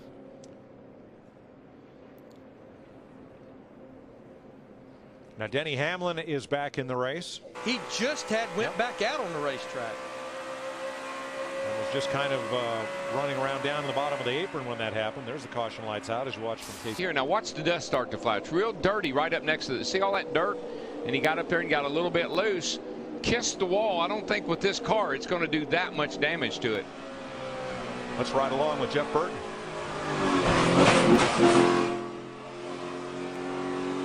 When you don't see the yellow letters on the sides of those Goodyears, something bad has happened. The body of this car sticks out, you know, a little further. The splitter and the right front fender and all sticks out a lot there. He likes to rim ride, and you can see the dust just flying. He just got up too high, locks it down. He makes contact with the rear of the car. Good job. See how he turned the wheels to the left? That kept the car from diving back into the wall. But Darrell, they pretty much have been in trouble since the drop of the green flag. You see the look here, he just loses it up high. He said last night when we listened to him, the car's driving me. I'm not even driving the race car. And they made an adjustment when we went back to green, and I didn't like that because you usually can't fix something like whatever they were trying to fix, not during the race. Got one below you here. Clear. Keep it gassed up there. Keep it gassed up. Caution's out. Good job of keeping that car from going back into the wall with the front end because he had those wheels cut left. Now, nice and smooth, bud. Last lap here. Just tiptoe, baby. Just tiptoe. Yeah, with Clear and Nemechek, he's pretty much got smooth sailing, getting close to half a lap to go. Don't let go of that. Don't wave at anybody. Just bring her home. Looking for his 7th top 6 finish in 8 starts here in Southern California. Got a spin. Car in the wall. Jarrett. The caution is out, so the field is frozen. The race is over right there because we're on the white flag lap. Jarrett's car rolls down from the banking.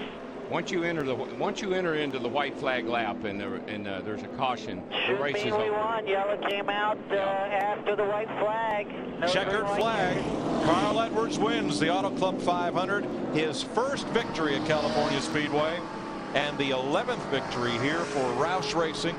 6 in Sprint Cup, 6 in the Nationwide Series, and 2 in the Craftsman Truck Series. Good job, Carl. Saw the cat in the hat, Jack Roush there. Kind of had a rough Daytona 500. DJ here. Drives her off in the corner, gets up a little bit too high. Gets in that real dirty loose stuff. Round she goes. We have seen that many times today. Now the results right now are unofficial because they're trying to make sure who was in front of who at the point of caution as far as people that finished behind Jeff Gordon. And let's see, we haven't seen this for a while. 250 laps. Let's see how. Caution on the racetrack, and Joe Nemechek has hit a ton in his Chevrolet. Heavy right side damage. Well, he's pounded something here. Caution for the 4th time. Yeah, I'm okay. It got loose, it turned a bunch sideways, and I thought I had it saved, and it corrected back. Drive shaft knocked out of it. That's what he's talking about is he overcorrected the car, and boy, when you do that, sometimes you can hit a ton. Yeah, that's as hard a hit as you'll get. I was wondering, it didn't look like the right front tire was down. And 207 miles an hour. Now you see, this is Joe Nemechek right here, coming off the corner. You see, he had already made that overcorrection and pounded that ball. Boy, I tell you, he was probably lucky that they had those safer barriers up there to hit. Yeah, that's really, because that's just one that you're not expecting right then, because it happens so quickly. But it was good to hear Joe was okay. Yeah, he's out of the car walking. Of a so-so run. We have to see Robbie Gordon spinning here. He picks up some grass, he spins around, doesn't hit anything. Running off it, I'm sure. I'm surprised we haven't seen a ton of cars spin out as loose as these cars have been all night. Plowed up some turf there with the splitter on the front of his Dodge. Okay, but I'm pretty sure that's ripped the front end off it. It looks better than you think, Robbie. It does have some damage, but these things are pretty tough. These guys getting down the apron and stuff. Oh, no, he's up at the wall. Hang on to her. Just can't quite get it back straight. Right here. See, he picks up a ton of that dirt and grass up in that splitter. That's where he's thinking that he got a lot of damage to that front splitter, but doesn't look like from here. Well, he's got some of the braces loose, though, doesn't he? Top right side of the frame. You see him coming in there. He's already against the wall.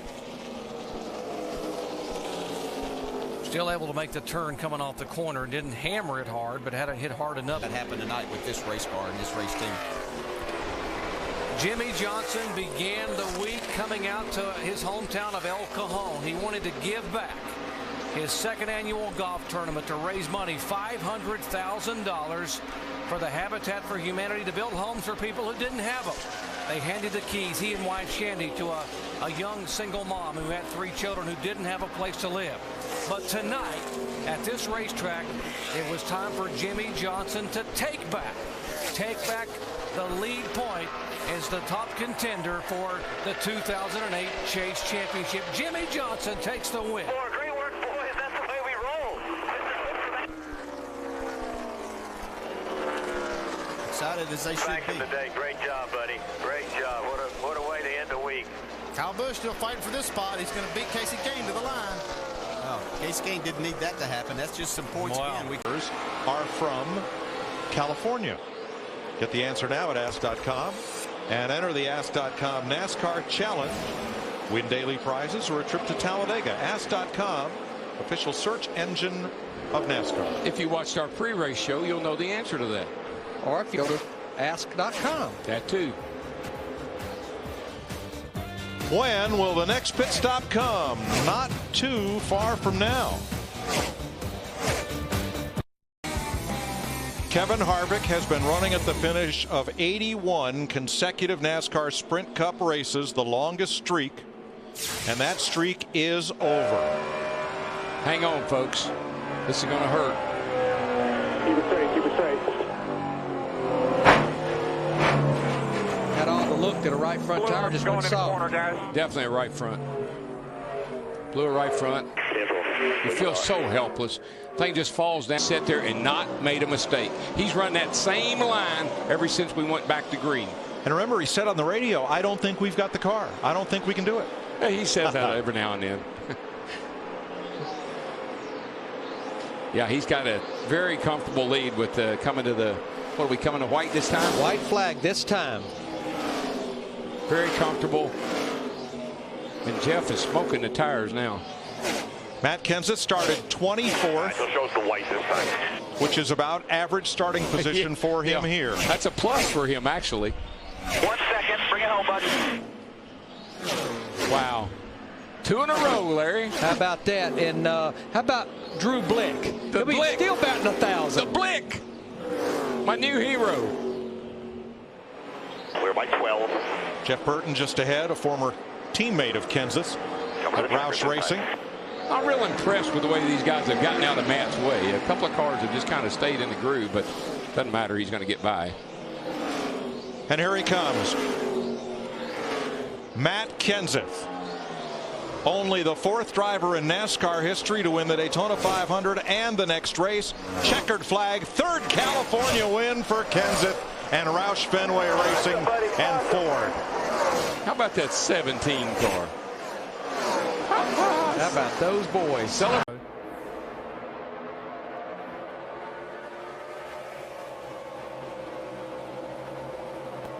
Hamlin trying to pull out in front of Jeff Gordon. Jeff Gordon. Ready? Green.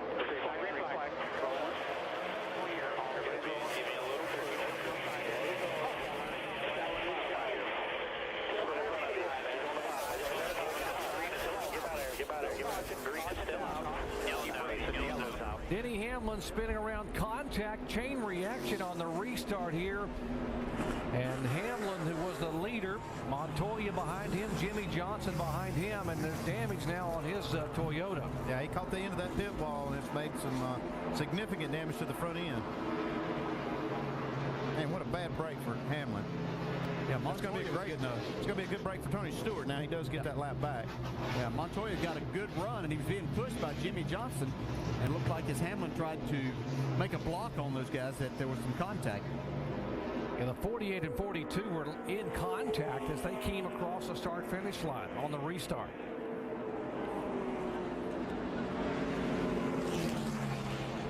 Show you again what happened as Hamlin takes his car directly back to the garage area to get some repairs. Here they are coming down and coming across. Now watch the right side of your screen, the 42 and 48.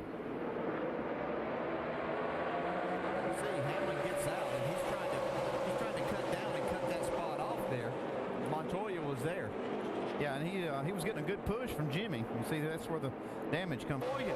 He had some on that restart right there. That was a great job by Jeff Gordon. That's about the best you can do right there and not beat the leader to the line. Maybe 3 wide here in just a second. No, Gordon's able to take control of this right now. Be 11 laps to go when they come by, and Jeff Gordon takes the lead. Montoya now battling for second spot. I tell you, Jeff Gordon's going to be hard to beat. Look at this 3-4 wide battle. We might not have seen our last caution here, guys. Look at Warrior and Burton downstairs, and Gordon all the way down on the middle of that white line.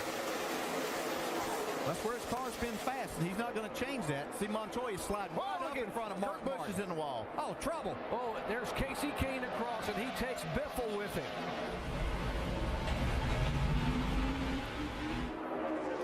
Sliding down across the grass here at over 170 miles an hour, and the caution waving again here at California.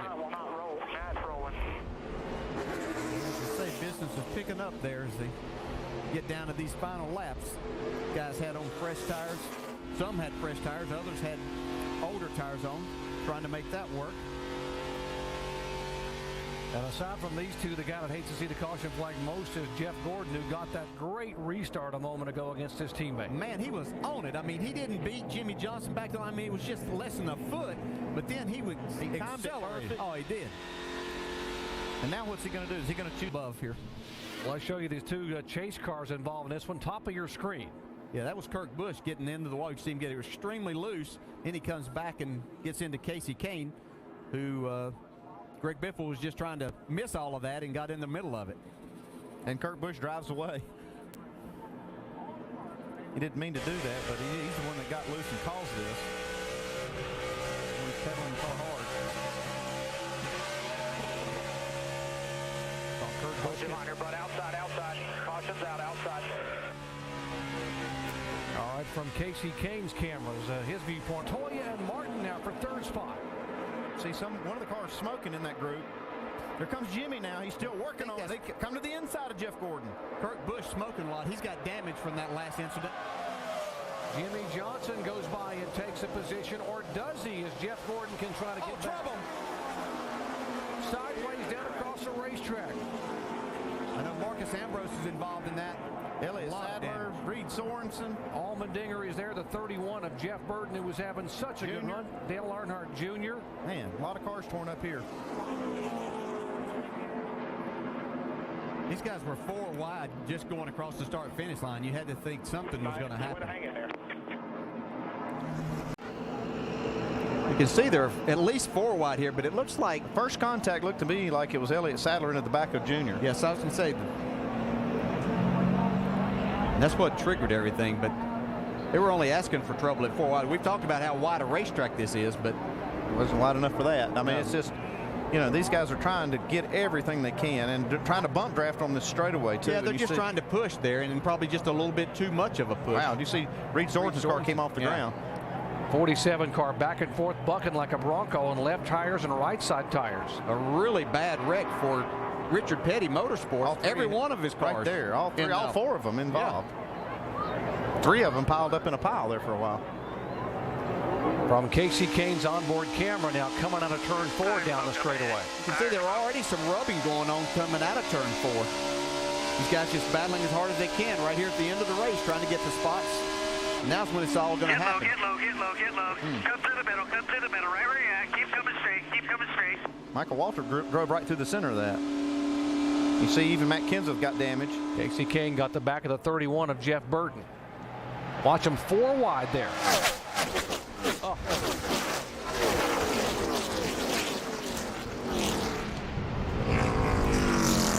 See all the parts and pieces flying off of them?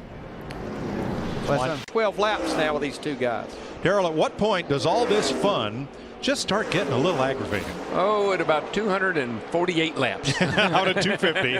Okay. No mas. I like the way they're doing it, though. I mean, you know, they pass each other. Pass each other where it's pretty safe, but what they're doing up here playing around is they're bringing some other drivers into the picture. These 2 right here, for instance.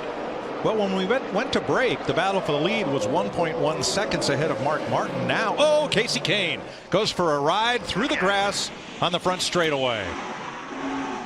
Second caution of the day, and it's for the Budweiser Ford. I don't see any damage. He didn't hit the wall.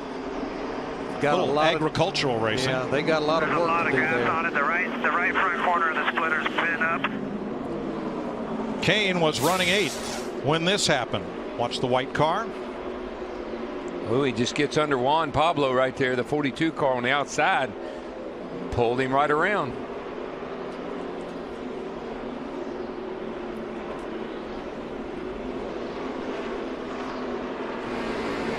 And let's ride along. On the top, even with you on the wall.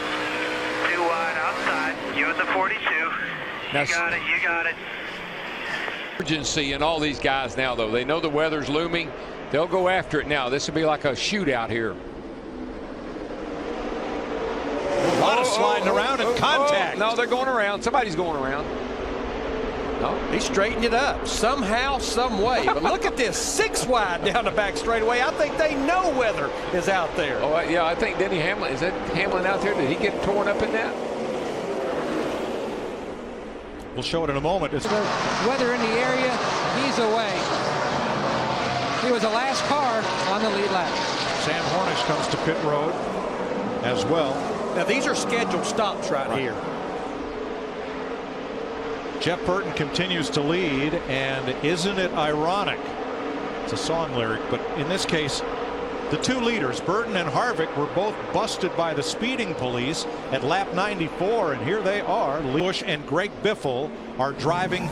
Well, I thought they'd drive through the pits, but they are stopping. I think they had beat the light. I think as long as they were past that entrance light before it turned red, which doesn't turn red if the caution comes out, they should be good to go here. So actually a real big break for those guys. It's a free pass. I mean, it's a free stop for them. So it counts as a green flag pit stop because the caution had not yet come out. pit road had not been closed. Right. So Biffle, Kyle Busch, and Jimmy Johnson might be okay here. It might not be a good thing to say, but I think it was a perfect storm.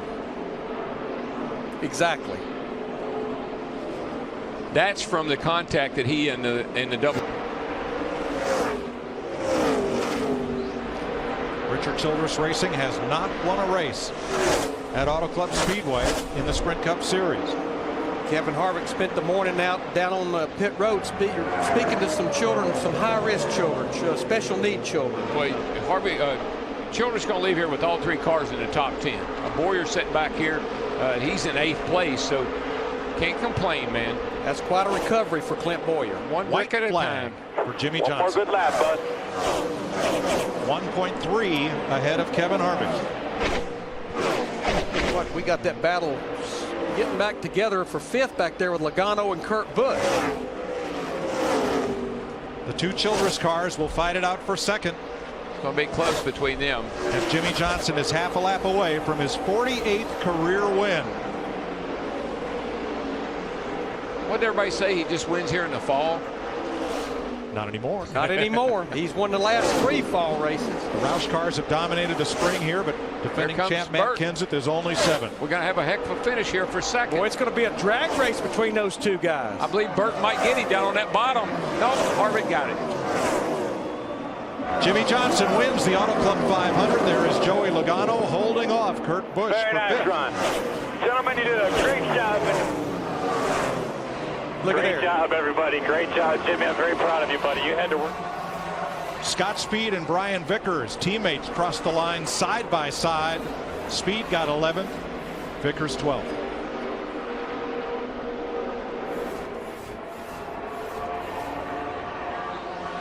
Disaster at Daytona, victory lane in Fontana for Jimmy Johnson. He won his very first win here back in 2002. He gets his 48th win here. Used to race both for Jack Roush, Matt Kenseth. They're side by side down the backstretch. Just like last week, you see Kyle put 2 wheels behind, but just like last, opened up about a second over 4th place Jeff Gordon. Goes Kyle trying to see if he can put a slide job on Jimmy Johnson out of turn 2 if he can get enough room. And Mark looks like he'd like to break it up. Well, can't do it. Kyle could have made the pass if Mark Martin would have followed him, but that's not his teammate. Like he was going to turn left on him there, but I guess he knows how low. He knew where Kyle was going to the apron. Here we go. Caution's out. Back or down. Caution's out. We got a problem out on the racetrack. Marcus Ambrose looks like that right front is down. Take it easy. Don't tear the fenders off. You got some flat tires there. So here on lap number 54. He's got more than one flat tire. Marcus was running in 31st position. Now we're going to go a lap down here. Yeah. I've got 4 flats. Cars, joke. We're going to go back on those changes. On the radio, and then came down and gave them a pep talk. We'll see if they're better the next time through. Caution currently on the track. And we're waiting for official word as to the reason for the caution.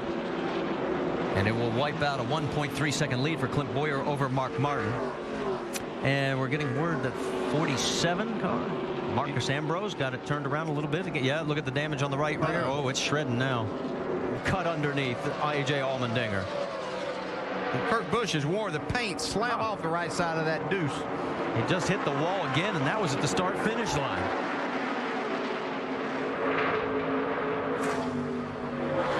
Rudeman right in front of him there as they continue. That battle is for 12th on the racetrack.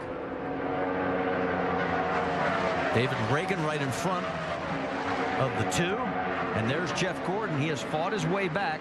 Restarted in 25th position. He's now up to 15th.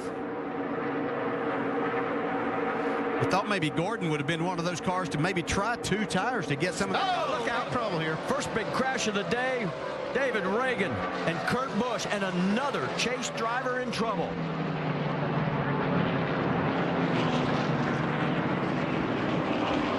The 9th caution. All right, bring it to us. The right side's killed on. With 7 laps remaining, our first major incident of the day. And he didn't give I'm gonna park it before I hurt something here. You know, Kurt Busch and any of the drivers will give you that break and tire lets go there. You know, early in the race, right there, he couldn't give it to him.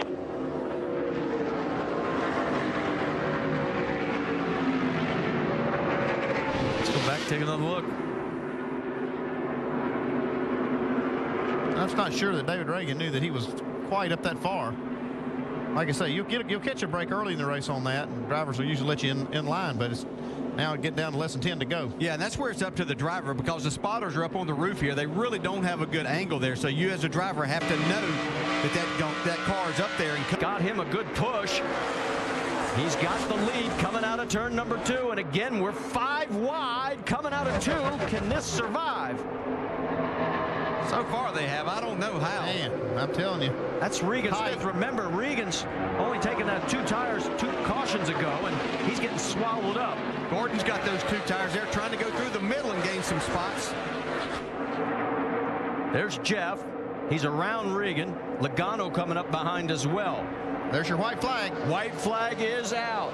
Tony Stewart looking to pick up another win and make a statement that he's going to be a contender. And Clint Boyer underneath the 48.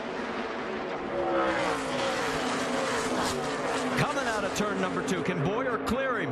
Boyer's got second. Now Jimmy goes to the high side. Boyer comes down, opens the door. Johnson's got to run. Jimmy's going to have the momentum right here. Coming out of turn number 4. For the first time in his career, Tony Stewart is going to win here at Auto Club Speedway. The battle's going to be for second. Stewart takes the turn. Finally. Boyer, Johnson, Kane, Newman. Mark Martin comes home in 6th. Awesome team effort. Denny Hamlin's 8th. Jeff Gordon all the way to 9th with that 2-tire change. That keeps him in the hunt. It certainly does. Behind Kane and Newman, it's Mark Martin, Kevin Harvick, Denny Hamlin 8th, Jeff Gordon. Yeah, they have all the trouble right here off turn 4, guys. And a car is in the grass. Kyle Busch. Wow. 18. She's done. Yeah, they'll be going to a backup car for sure. Gosh, what is that, Larry? Is that the That's part of the front splitter area. Oh, the splitter. Now that's interesting to see as you see the new front bumper and its valence. The lower valence as Kyle pulls away. And something, radiator or oil cooler, something leaking there. The piece that's in the grass, you can see the outline of the splitter and all of the metal bracing for it. Wow. That is up and under that front valence. Just ripped it right off the bottom of the nose. Wow. Dick Berggren. I was listening to the radio. Kyle said he lost it when he went over the water and never got it back. Now you'll see it way off in the distance on the replay, Darrell. Well, we can see him coming off a corner here, back up in the top of your screen. See the car just come around, pounded the wall on the outside there, down into the grass. Now it rained hard here last night and this morning. That grass very wet, awful lot of water. So instead of the car skipping across it, it may have that tendency to dig in. And there are the skid marks, and there you see, you saw the impact area up at the top of the screen.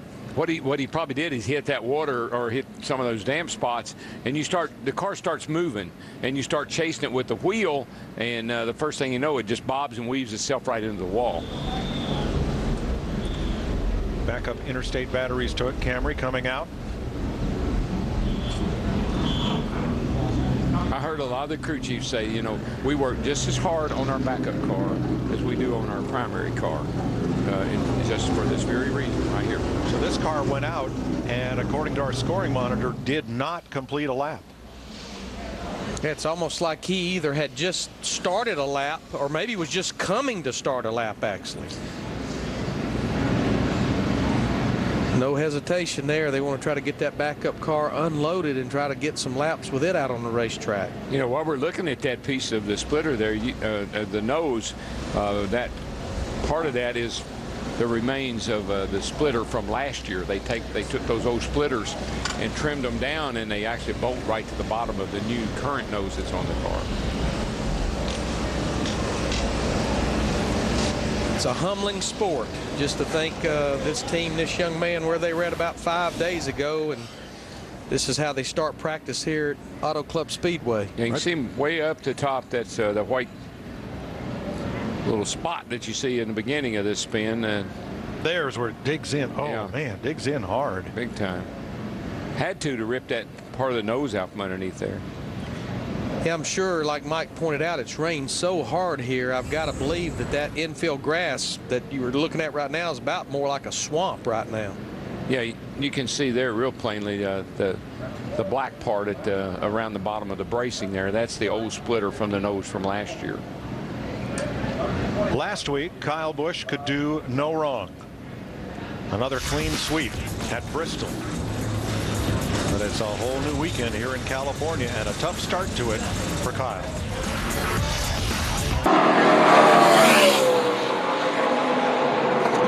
Whoa, well there! Woo!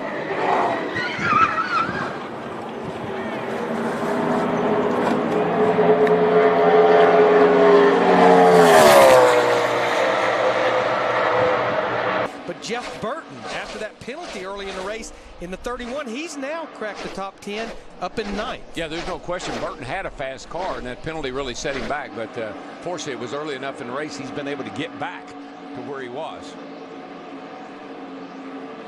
Let's go back to Matt.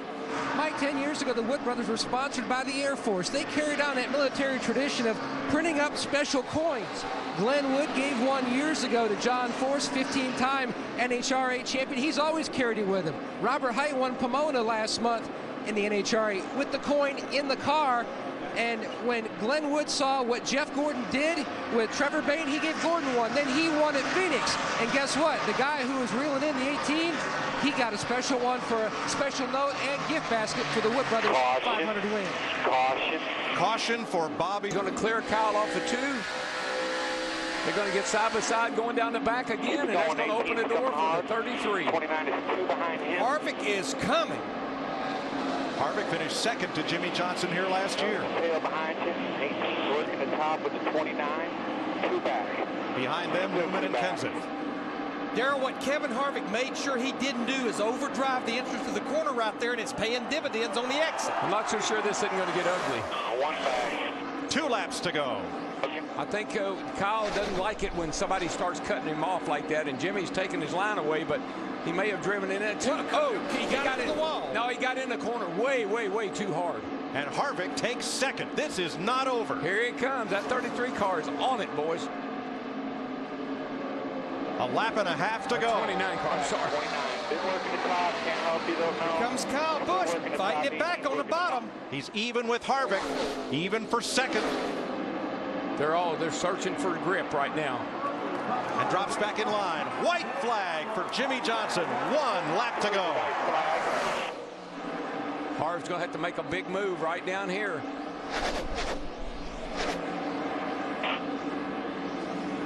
Harvick trying the outside as Johnson. He's got the momentum. He's got the momentum right there. That's been his strong point, that speed to carry all the way down the back straightaway. A bump. He's gonna push him off. He's got him. That little push getting into 3. That little bump. Harvick, Johnson switches lanes. Johnson can't get there. Harvick wins it. 29. The best closer in the business. Hell of a job. Kevin, good job, guys.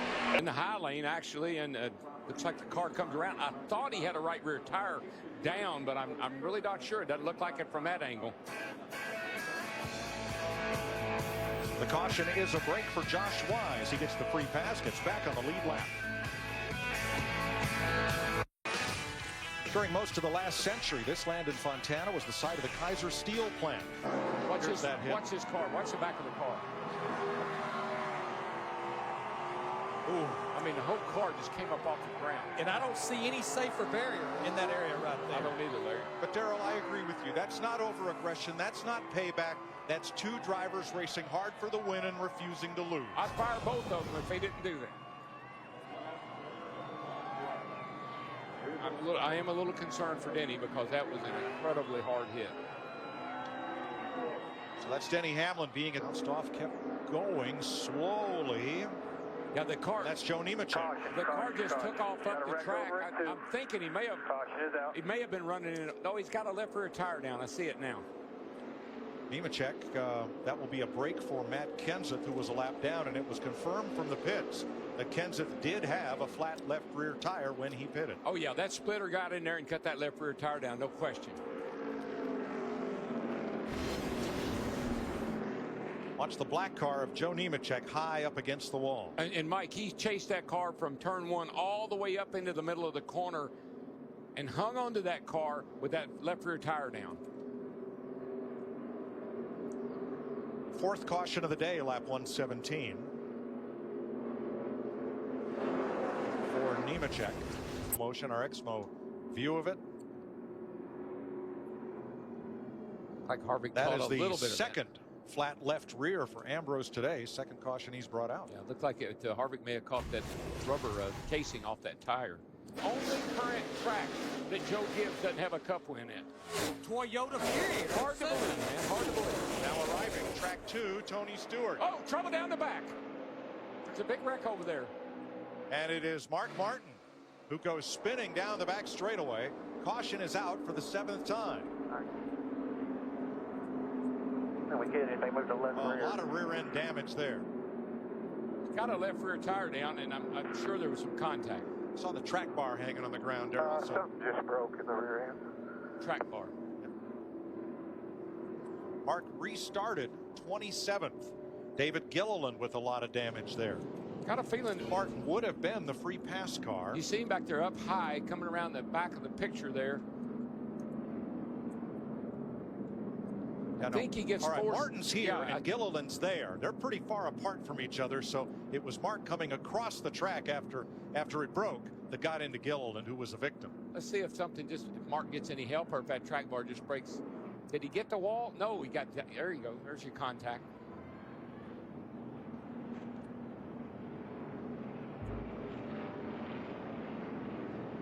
Comes right across Gilliland's nose. Yeah.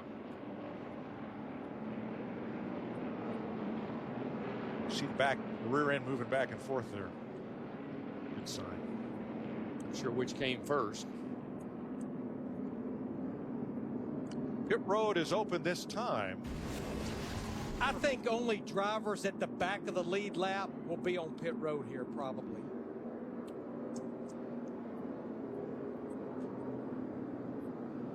Clint Boyer was 10th in his Toyota.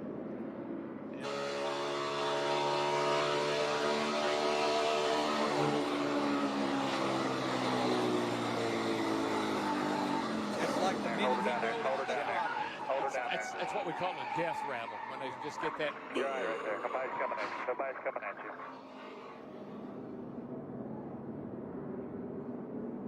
Well, looking out the tailpipes there. Yeah, we know this is an engine failure, and certainly Toyota, they've had their fair share of engine problems. I think they felt pretty comfortable after Las Vegas a couple of weeks ago, and here with about 15 to go, they lose the engine, looks like in the 15. Darrell, you're rolling off into the corner at 180 miles an hour, and suddenly all you can see is smoke. Yeah, well, you know you can feel it's blowing up, but there's not a darn thing you can do about it but hang on for the ride. And you see he's got the wheels locked down. He's trying to stay out of the track. Doesn't want to go back up in the racetrack. Hanging on for dear life. A nice job by the spotter to reassure him. Nobody coming in your lane. Once the car immediately behind got by. Paul Menard was all over him. Oh, here. He's stalking him. I believe Hamlin's a skosh better. It seems like he has a bit of an advantage down in turn 1 and 2. Teammates last year, rivals this year. Friends, maybe never. But Joey Logano and Denny Hamlin are going to settle this right now. Whoa, Hamlin cut him some slack. He had a run on him. Joey got loose. He got a little sideways off the ball. There you go. Hamlin gave him a shot. One to go. Outside, barely. Outside. Hamlin there. Logano to the bottom, trying to hold his ground. That's going to be tough, though. But he's been running good on the bottom. If he can just clear Hamlin right there. No way. He's going to lose his momentum. They're going to touch hard. Are they going to make it? Neck and neck. Down the back, side by side. Kyle Busch closing in. Watch out for the third place car, Kyle Busch. He's looking. Hamlin edges ahead. They touch. They touch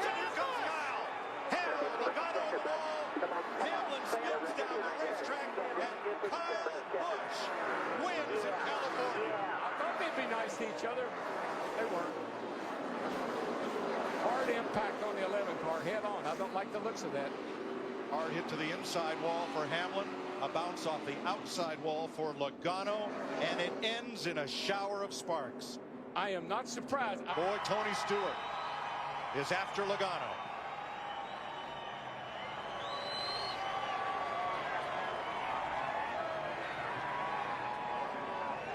Well, I did see some punches thrown today. You can't say they're just pushing each other. You at the end of the race, what did you take issue with? What the hell do you think I was mad about? Dumb little runs us clear down to the infield. He wants to about everybody else, and he's the one that drives like a little. I'm gonna bust his ass. Thanks, Tony. Thank you. I'm Michael Waltrip. Logano's been, we talked about it in the pre-race show. Today. Did Junior just scrape the wall? Oh, I think he got a left. Is that left front down? I believe that left front might be down. Caution's out at lap 42. Dale Jr. was running in 9th. The old left front is DOWN. Now this entire team, Hendrick Motorsports, had no. There she goes, and it takes off, and that's a pretty hard hit. Pretty good lick.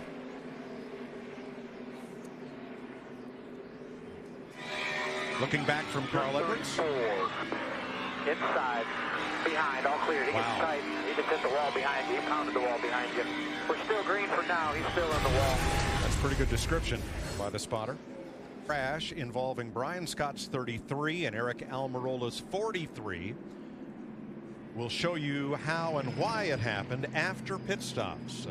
Pit road is now open. And here come the leaders. At lap 72, led by Jimmy Johnson. Krista? Chad now is telling his driver to watch the grass that's on pit road from that accident. Jimmy saying he could drive the day. Here's Brian Scott way down on the bottom of the racetrack in 33. Here's Almirola up here. And then Brian Scott's coming up the hill, up the hill, up the hill.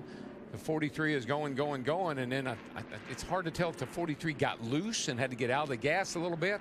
Well, but something happened. We have an onboard view. Let's see what happened. That shows Scott didn't make a rookie mistake. Almirola's progress was interrupted. Still top of 3, top of 2. You heard him right there when the 11 slid up in front of him. He had to lift a little bit. The 33 wasn't anticipating that and got into the left rear, and that's what caused that. They were battling for 20th position, and Eric Almirola, who had his best career finish last week, goes on the rollback after this crash at lap 70. Parker Kligerman put paid to that as he plowed into the wall in turn number 3 at lap 86. Here you see him right over there. Car's already getting out from under him as if something, a tire went down or something happened to it, because it was starting to get away from him before even on corner entry. Boy, nice job by Josh Wise of missing that one. In the 98, the black car. It was a close call for Josh Rice. Boy, look at that. He just fishtailed right by him. Prior to that, here's the pass for the lead. Carl Edwards has a spin. Look at 4 tires. And Carl was right there in that. Outside, we're still green. We're still green. There's no caution. No. And he was right there, 6th place. Yellow's out. Yellow's out. And now we Yellow's have out. Just got it. Car feel okay?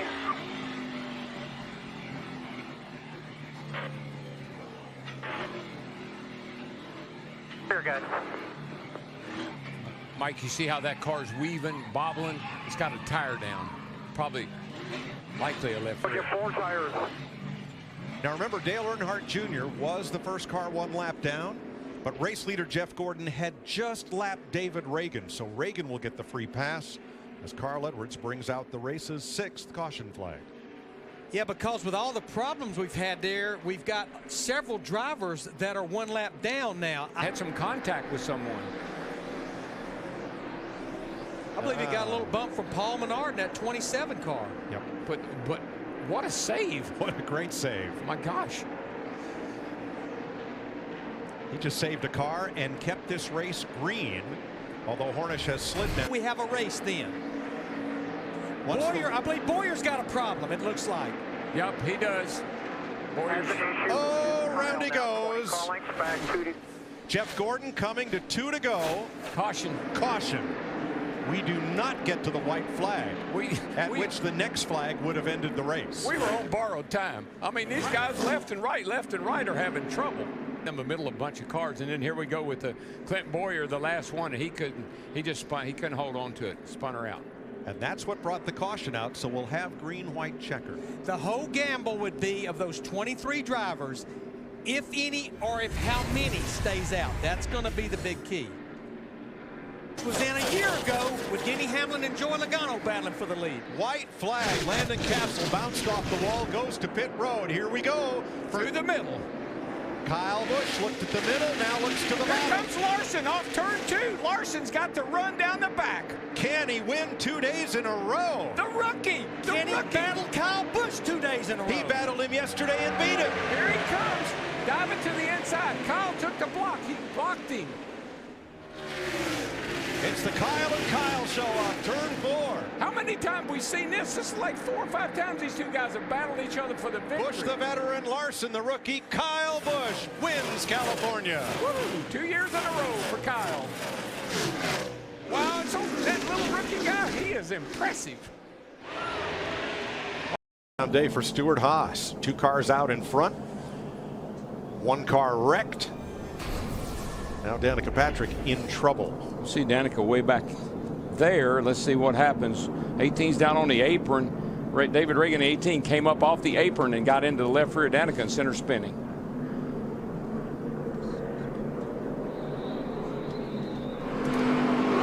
Riding with Trevor Main. Still there. Plenty of time here, but check up down. I like a spotter that goes, whoop. Welcome back to Fontana, where push came to shove. Jeff Gordon tried on 4 different occasions to make a clean pass on David Reagan, and then contact in turn 4. Reagan went around. Well, it started a couple laps ago, 3 or 4 laps ago, and Jeff got a nice run. The 24 did. You watch him here. David Reagan in the 18. This is when the first time they kind of have a little disagreement. Jeff makes the pass, or at least he thought he did. David Reagan jumps back in the throttle, clears Jeff, gets Jeff sideways, gets him a little bit loose. Jeff didn't like that. And then to let David Reagan know that Jeff didn't like that. They were fighting for 7th place. All right, let him know now the bumper. I tried it the easy way. Now it's going to be the hard way for him. And that was about 5 laps ago, prior to this caution flag. First yellow flag of the day at lap 23. He said, look, I'm doing all I can do, and you're a little quicker. You go ahead. No time to be holding somebody up right now. Wow, he pounded the wall there. Now, Sam Hornish had some damage earlier, and caution will waive at lap 98. Yeah, that car gotten into the wall a little bit earlier. Didn't look serious, but it does look serious now, I say.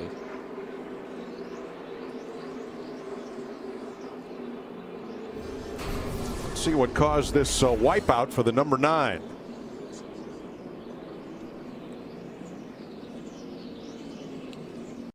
Car's got to go, man. You got to go. Oh, Keselowski way on the outside against Menard and Gordon. Keselowski's got a nice run off too. Got off the high line there. Got a good straightaway speed. And Brad Keselowski and that 2, Paul Wolf, they got 4 fresh tires the last trip to pit road. Downstairs against Harvick, trying to take over 2nd. And that battle might be just what Kurt Busch needs out front. No, it isn't, because that 2 car is going to eat his lunch. Here he comes, baby. 1 to go. Next flag ends the race. And here it is, front straightaway. Greg Biffle crashes with the white flag out. Now here come the leaders. Biffle sitting in the middle of the racetrack. The yellow has not yet flown. Even if it does, right now the 2 is out front, and he is driving away from Kurt Busch in the 41 and Kevin Harvick in the 4. And Biffle is driving away. Let him race. Finish this under green. Let him race. Here they come. Boy, Kurt Busch made a run. It's not going to work there. He got right to the back bumper of Keselowski. Bad Brad wins in California. And guess who finished second? Brad, let's go back to that last lap. You came with 4 fresh tires and a full head of steam. What was it like knowing that Greg Biffle had crashed? I had no idea. I was just looking in front of me. I knew the 4 and the 41 had been kind of the class of the weekend, and those cars, on speed, definitely deserved to win. So I think we kind of stole one today, Jamie. But I'm really proud of everyone on the Worth Ford team. We got a victory lane with Ford. That's 2 in the first few races. That's really good, and both Penske cars in the chase. Honestly, when I was crossing the finish line, Jamie, I was thinking I just won at one of Roger's tracks. Roger built the Speedway, and that's really cool. Loose, but I did take a look at the tires. The tires look good. They were having issues in practice, though. Now rookie Chris Buescher has been up into the wall in turn 2. It's on TV right now. Caution is out. First caution of the day at lap 27. Buescher was running 17th. Great break for the 18 car, Kyle Busch, because he had just gotten by our leader, Kevin Harvick, so that'll get him caught back up. Left rear tire, apparently on Chris Buescher's car. I just saw the 11 go by with right side damage. Boy, these guys got their hands full around this place. Left of your screen is Kyle Busch, and around goes Kyle Larson. Ooh, man, big impact. Man. Thank God that safer barrier's there, but that was still a huge impact. Second caution of the day, lap 48. That thing hit head on. Did you see it go up in the air, DW? It reminded me of when Denny Hamlin wrecked down here off turn 4 a couple of years ago. Yeah, see him moving around inside there. Goodness. Now, he has radioed the team and said he's okay. He was running 27th. Yeah, what'd you say? I said, I'm all right. That one really hurt, though. Oh, yeah, you can see right there. Left rear tire goes out, and he's lost control. At this moment, he's trying to keep it going straight. Yeah. Hits the outside wall. This is the one that's going to hurt. He's just Watch this thing come down ride. through here, head on into that inside wall. Just Roof nothing flapped. he can do at this point. Just hang on. And straight into the safer barrier. Watch that safer barrier. Watch that thing flex and shoot that car back out. Now you're talking about a 3,400-pound piece of machinery lifted all 4 wheels up in the ground and spins it around like a top. Probably running about 140, maybe 50 miles an hour, even in the scrub, at that point, trying to scrub off speed. As it scrubs off speed, still carrying a tremendous amount of speed. That's huge. Here's another look.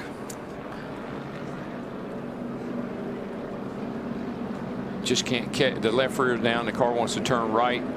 Hits that outside wall. And watch this safer barrier. I mean, that thing bowed in, and it absorbed all that energy. If that was a concrete wall, totally different story. Kyle Larson climbed out of the car okay. Looks like when we practiced here yesterday morning. He's got a lot of damage to the car even before this, Mike. Now you can see that wall just sucked him into the wall, and he just grinded along the right side.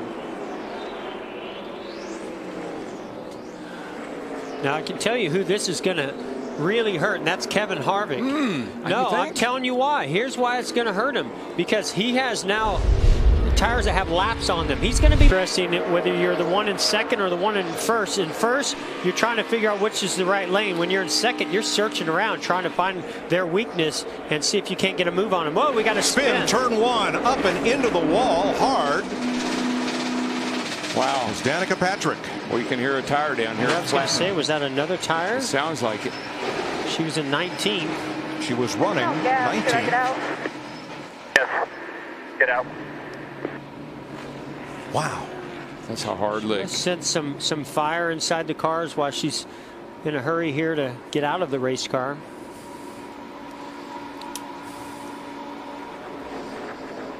Underneath Casey Kane. Looks like Casey went to go tuck in behind her and just misjudged it. Got into her right rear, turned her into the wall. Hard impact. Man, right down the straightaway here. Woo. All right, let's ride along with Danica Patrick down into turn 1 after contact from Casey Kane. Remember, all this is happening at 190 miles per hour right here at this part of the racetrack. She's going by Casey here, making the pass, and man, he just clips her in the right rear and turns her into the fence.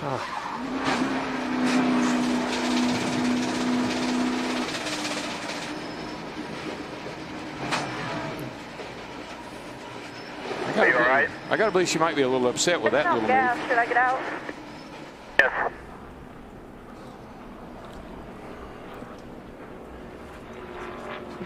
All right, let's hear Casey Kane's side of what happened here. Pretty sure I hooked her right there, but I feel like she started coming up the impact it takes to turn a car sideways on a straightaway like that. And we run so close together. I mean, you know, you're inches apart on making a pass like that, and if one moves a little one way and one moves a little the other, you have contact. You saw the flames. She smelled gas, climbed out of the car quickly, and will join Kyle Larson out of the race. Hey, I think he's going to get down, though, just like the 21 did. He's coming down. No, it's Kyle Busch. 18. Coming down. He's going to get on pit road. No. Caution. Caution's out. Wow. I will be. 18 blue tire or something. Caution with 2 laps to go. We're going to overtime. Same thing happened to that car yesterday. Right front.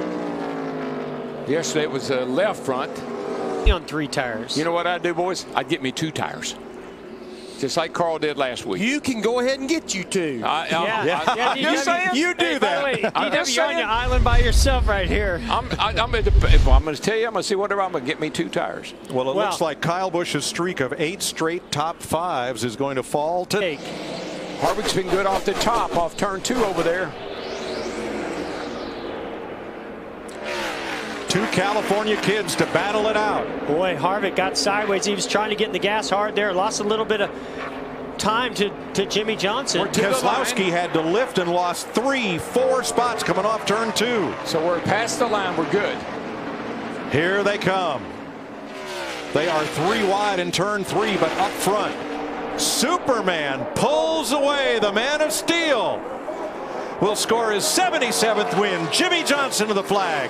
Kevin Harvick, Denny Hamlin, Joey Logano, and side by side for 5th, a photo finish between Ricky Stenhouse and Chase Elliott. That pit stop, boys. That pit stop. We need stops like that all the time. Wow. 6 times Jimmy Johnson has been a winner. Right after all of this is done. Here at Auto Club Speedway. I think I just saw Earl Barber, the spotter, flying down off the top of the grandstand. Nothing like winning at home. Thank you so much. And somebody get my damn cape. Now he wants his cape. Didn't want to wear it for qualifying lap down on the bottom. They're at turn number 4. Where the car got away from him. Last year's winner here at Auto Club Speedway. He carried it sideways for a good bit. Jeff, I think when you look at it, he went across that bump. It upset the car, and then he lost it. Vince, what you got, pal? Well, we'll ask Jimmy exactly what he was. He went end to end. Top of your screen. Oh, the car went down on him. Up against fence, up against fence, up against fence. Hurry. Yellow's out, yellow's out, yellow's out. Couldn't tell what car it was. There's also the aerodynamic disadvantage that may be happening with that 2 car as well as we go up here for third. Oh, he's a car around. 2 car. Yeah, I think left rear probably win. I think it did. Now we know why he was nursing it. I think he was probably feeling that coming. Running 18th. Brad Keselowski goes around. Sandy got run over. It's Clint Boyer on the outside. He's stuck in the middle here between Clint and the 13 Ty Dillon. Jimmy Johnson from behind. Yeah, I think Johnson might have tapped him a tad. But, you know, you talked DW, he was nursing it, and because of that, others were taking advantage of it and putting him in a very vulnerable position. He got loose. He had to check up. Jimmy's coming with momentum. More damage to the left. Outside. Boy, this is not the way you want to start a race. Oh, my God. Almost 4 wide right there. Behind you, outside. Now, Keselowski was 17th. Jimmy Johnson, rookie from Virginia. Oh, this car just doesn't turn up the track and into the outside wall there. Had the look of it, maybe tire went down.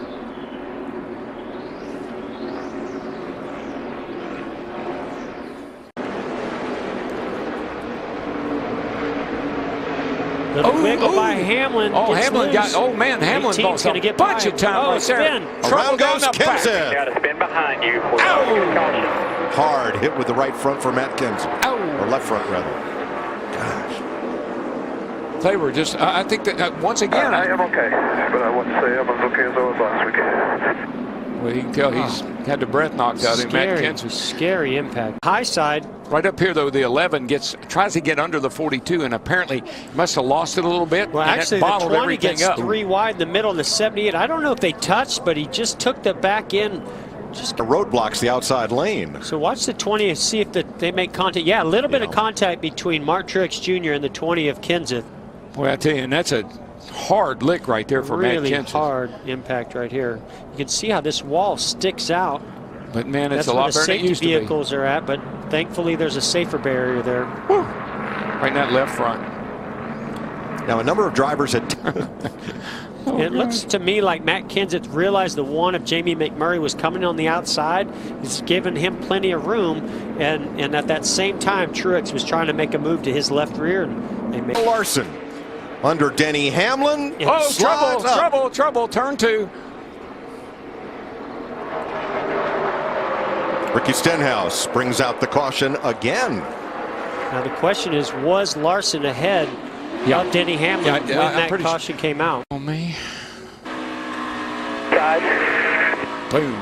Oh, Bain slid up into Stenhouse. Watch this, guy coming down. Check up, go high, go out. Not sure if Casey Kane was involved or if he got away on that one. To the quarter bumper.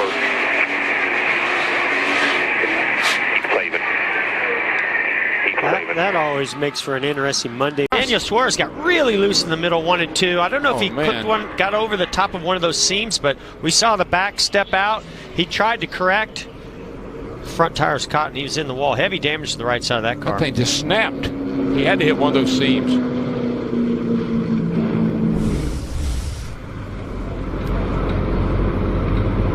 Yeah, he's headed up the hill there.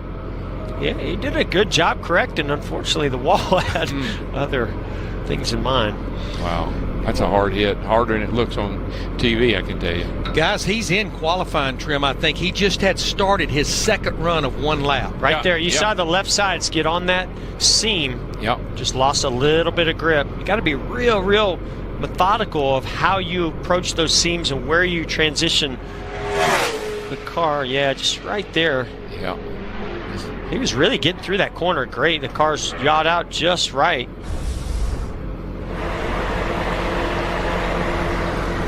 That's definitely going to be a backup car. I don't know if they can fix that. That was a hard lick. It's split from the deck lid. The deck lid's up a little bit on the right side. Spotter Chris Osborne relaying reports of the damage. And Larry, backup cars this year, new procedure on what you're allowed to have in that backup car and how quickly you can get it back on track. Yeah, it's going to be tough. You can see them unloading the backup car there. It has no running gear in it. It has no engine, no transmission. So with 30 minutes to go, all they can do now is get this car ready to qualify. And remember, no matter what, they will have to start this race at the rear of the field. All right, Jamie? And Daniel Suarez came on the radio and just said, guys, I got loose. I'm sorry. Into the wall. You saw his guys run all the way back. Now, the 19 is at the far end of one garage, and the backup car is at the far opposite end of the garage. So guys are sprinting to get this car out. Time is of the essence, but obviously that's it for qualifying for Daniel Suarez, and we'll try to get a word from him, Mike. Thanks, Jamie.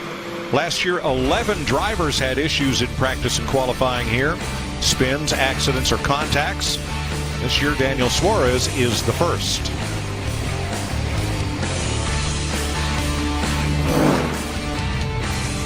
The contact between Larson and Harvick. Wow.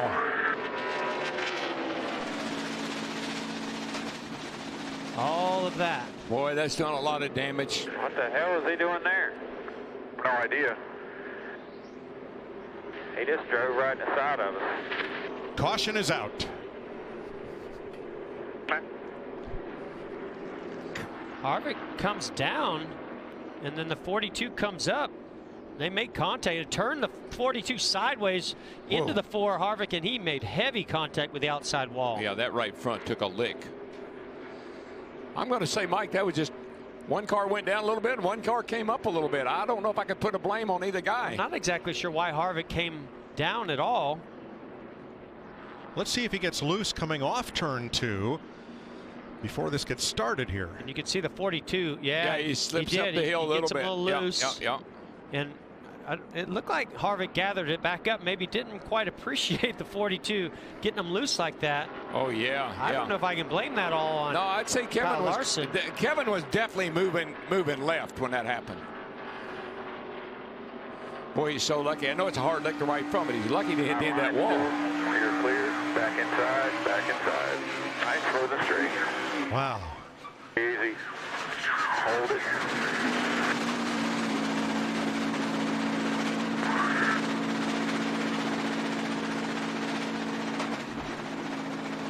Pit road is open under the first caution flag of the day. Matt.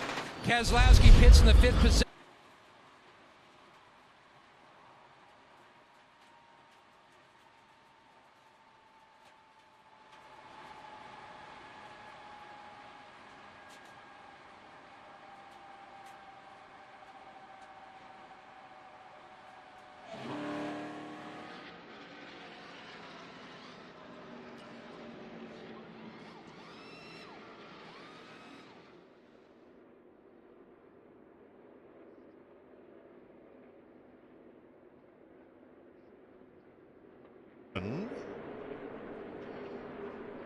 Yeah, makes a little contact with the right front. And that will fold that fender in on the tire. I think that's exactly what happened. He blew a right front tire.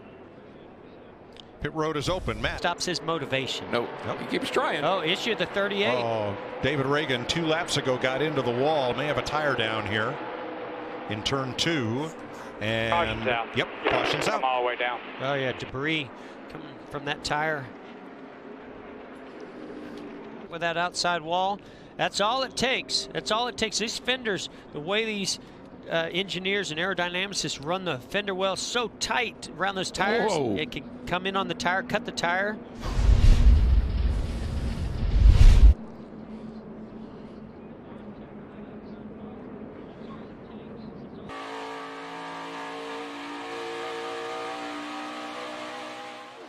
It's one of those laps I'd like to ride with him. Wait a minute. I've seen you ride with some no. drivers over the years. It didn't go so well. No, you're exactly. What am I thinking? Lost my mind again. But that car sure has looked mighty good all day long. Martin Truex has lapped all but the next 9 cars. Going to be a great battle for 4th at the finish. Denny Hamlin comes in to spoil the Penske party. And off turn 4, the headlines will read, Jersey boy goes California dreamin'. Martin Truex Jr. wins the Auto Club 400.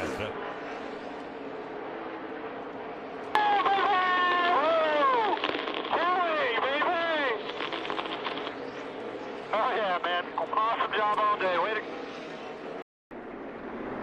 Ricky Stenhouse. Oh, that's not going to make his day any better than the one he was having right there before that restart.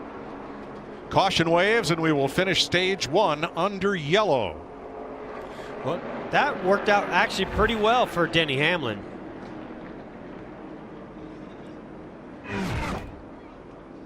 See the 17 right here in the kind of the middle. Stuck in the middle with you. Oh, baby. 4 wide behind him. He just gets a little loose. Probably got the right sides on that seam. Collects the 20 of Eric Jones. That turns him around. And a little damage to the left front of the 24 William Byron as he collected the 17 slightly. Riding with Alex Bowman. Still middle 3. Still 3. Watch this spin. Check up right in front of you. Get down inside. You're good. Still middle 3. Still middle 3. Caution's out. Boy, for what that could have been, everybody got through there pretty lucky. Top of 4-1 right on the inside corner. Clear.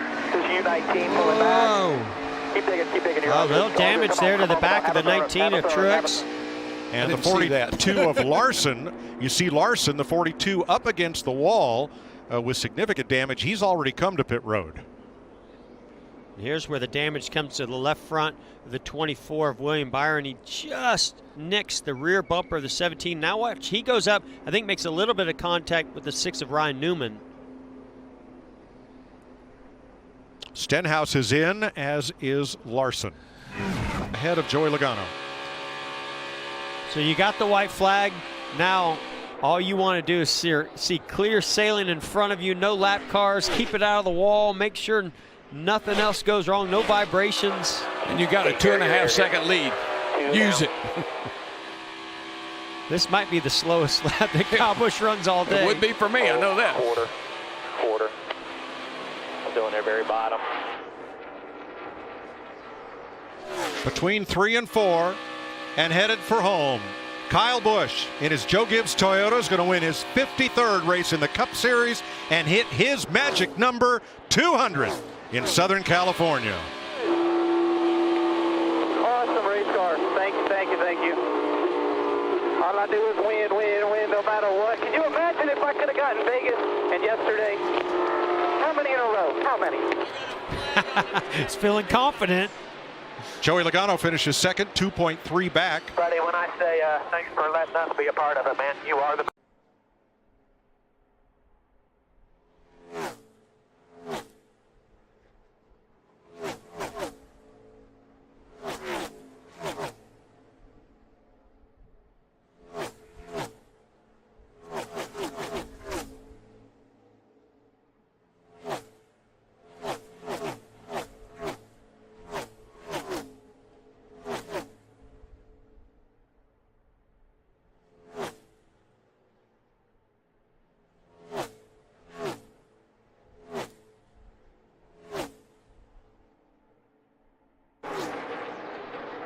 Here comes Bowman. The white flag waves. 1 to go. Sponsored by Credit One Bank.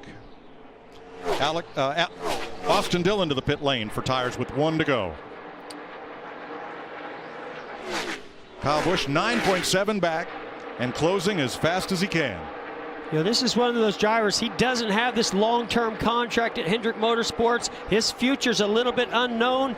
This moment right here, if he can complete this, which it looks like he will, a huge moment for Alex Bowman's career and future, and this season that he and Greg Ives and Hendrick Motorsports are starting to put together. Alex Bowman. Great save for Almirola. Almost exactly overlaps Kevin Harvick. How fast that thing snapped around. Already was back to the throttle.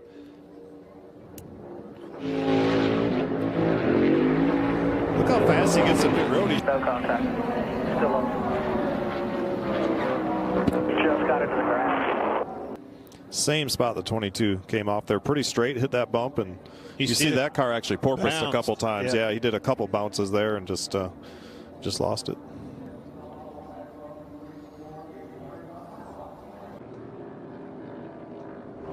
Oh, he did get into the wall. Yeah. Man, that thing came around way early in the corner. The car looked like the right sides took off right on the seam between the top and next to top groove. Man, it just looked light to me. Light on its feet from the time he turned off into the corner and pulled down on the wheel just the least little bit. It was out from underneath of him. Tiptoeing for sure. Yeah, it sure looks a lot different than the cars looked a couple of years ago or last year, right? The wiggles would happen slower, and here it seems like when they get stepped out, it takes off really fast. Just like you heard Kevin Harvick, that wasn't just that thing just snapped and it was gone out from underneath of him. One lane too, didn't run that fourth groove. Ran 3 and kind of split the seam. How low will he go? Ooh. All the way. That's the thing about that apron. You get loose getting to it, but whoa, and he's in the wall. And I think he's in the wall because he used too much apron. I never critique anybody up here, but that was something that was different. He was the first car when his crew chief said run the apron. All right, I'll give you the apron. All 4 wheels were down there, and when he hit it, he was wide open to the throttle, and it looked like he ran out of real estate, had to pull in the wheel, and away it went. Well, it got loose getting to it. Watch the car straighten back out when it gets on it. Now the yaw goes away. It seems like it does right there. And it comes back up off it and hit that bump is when it took off. That same bump you keep talking about 2/3 of the way through the corner. You'll see a little bit of dust fly off that bump like the diffuser or something hit it. Left rear tires, obviously, both sides are down. Oh, I was reading it off the fender. As soon as you talked about gripping the track. All right, we listened in to Kevin Harvick's team. I wasn't even hardly in the throttle. Snapped loose. Well, let's have another look. Down on the bottom of the racetrack. Boy, it came around fast. It's like he said, into the wall. In the green and around he goes. All right, let it straighten out. Try to let it straighten. Very aggressive with his throttle, stayed with it, and paid the price. It's funny, you know, I saw that little bit of yaw, and I was like, he's really got his hands full, and I didn't think they were quite that full, but you're right. You see Kyle. Really, I was watching his lap time and really how he was falling off as he was lifting, and he started to gain back on Kyle. Spun out. So it sounds like a weird harmonic. Oh my gosh. Chris Buescher. These boys got their hands full. Roll down, roll down. Same exact place Kevin Harvick is right off of turn 4. Or wait a minute. I think we had 2 of them. That wasn't him. That's exactly right. Got a different one spun. That spin looks a little more serious than that one. Oh, that right front is all torn off. Now there's Buescher. He's going to make it back to the pits without incident. Oh, Ross Chastain.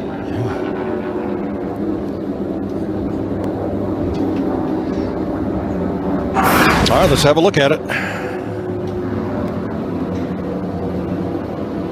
Oh boy. Look, and then the other one in the background, spin it again, or Chris Buescher. Wow. Well, Chastain, that had all the look of a right front go down, straight off in the middle of the corner. Something broke. It didn't like. Oh, I couldn't figure out if he caught it, Matt, and chased it up the track, but how it hit head on like that, I agree, Mike. Something looked like it broke. Yeah, definitely. That one like broke traction.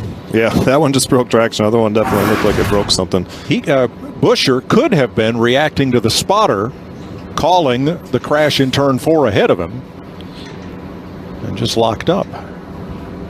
Going back to Kyle Busch talking about maybe blowing up. If it is going to blow up, this would be a great time for it to happen.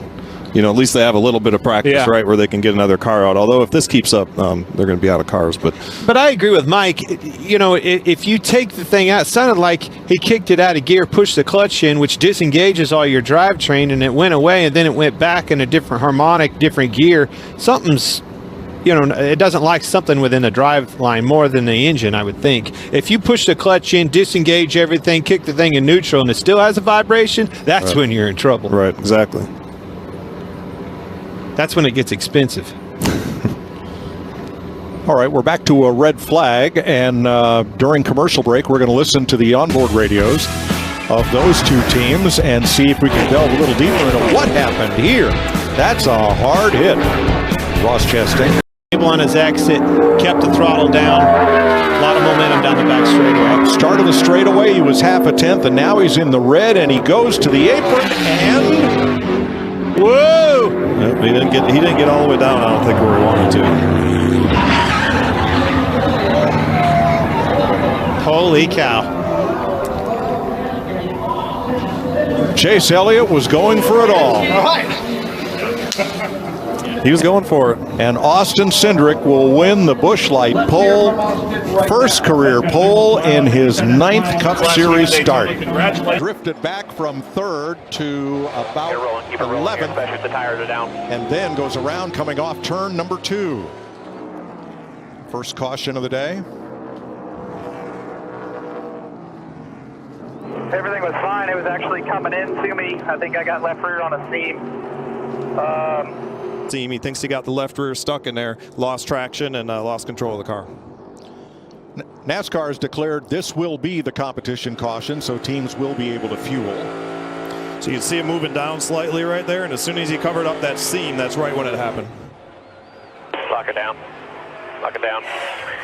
The hard thing is you heard him say the car was coming to me. It was coming around. The longer he ran, it was starting to tighten up, got on that seam. So it'd be interesting to hear and see how much adjustment you really give this guy. Will the track come to him? Clint, one observation, Kyle Busch was using a lot more brake than anybody else I'd been watching. So when your car's loose like that, you got to use your tools. What are your tools? That's that steering wheel, obviously, but you can drag brake. You can drive in the corner harder. Using more brake, it'll kind of drive a tightness more into it. Those are all tricks of the trade. And that's exactly debris out of the radiator. Grab the handy leaf blower trying to blow the debris out. Chase Elliott goes around and caution flies for the second time today. Just gone from bad to worse. He was in 6th place at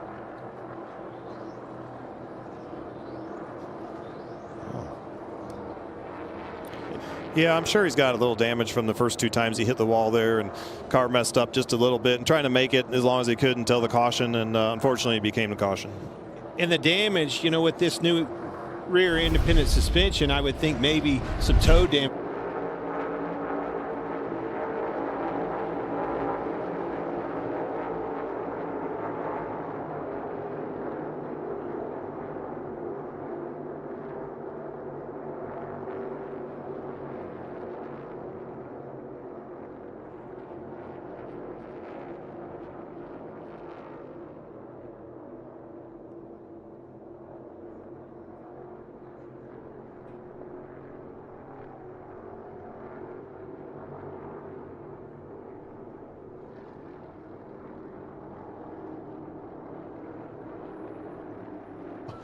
I think the 2 might have missed him.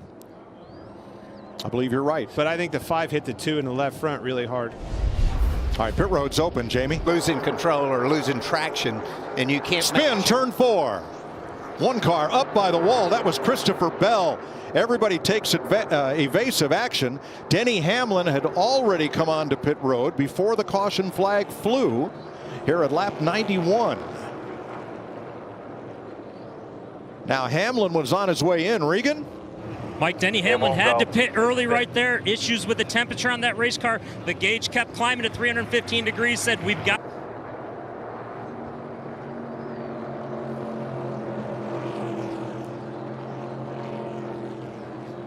And it puts us under caution for the 5th time today. The wrong line, and the caution is out. That's a pretty hard hit for Chris Buescher. He was one of the drivers who spun yesterday without contact. And Buescher was 14th and on the lead lap when that happened. Tires down there? I think he's up in the middle of 1 and 2. Blue tire on entry. Yeah, you heard his radio there say he blew a tire on entry. So at lap 112, we have this race's 6th caution flag of the day. On our Monster Energy cam. Yeah, the wreck was kind of over by the time we could see it in the camera view there. But you seen Chris as he drove away, he had a flat left rear tire. The other 3 were up. So he said he blew a tire on entry. I know a lot of people were trying to get low on air pressure to have good grip at the end of the run, and he possibly got a flat left rear tire, and that's what caused him to spin. Josh Bilicki will get 1 of his 3 laps back as the free pass car. Larry, we've had 6 cautions already today. How are we doing on tire allotment? We're about halfway through them, but the good news is we're just past halfway point of the race. So we've run 14 laps, Mike. So I would say feeding time on pit road as usual. Yep. Pressures are up. It's just the way the setup is, but he has a ton of grip and comfort right off the bat. Where these other guys are kind of slip-sliding around, he's able to be very aggressive on the restarts. And around goes Keselowski. Just let it roll. Let it go straight. Let it go straight. So you're not going to hit anything. Just go straight. There you go. You're good.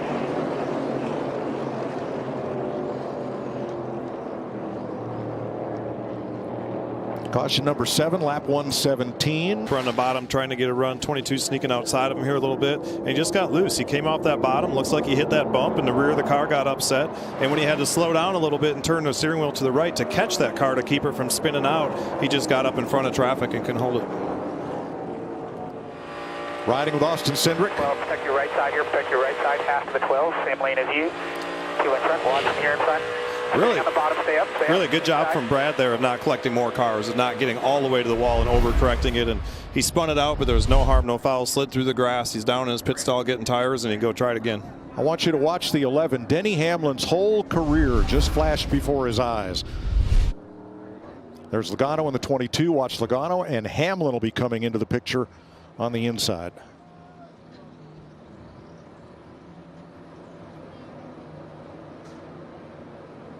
right about here.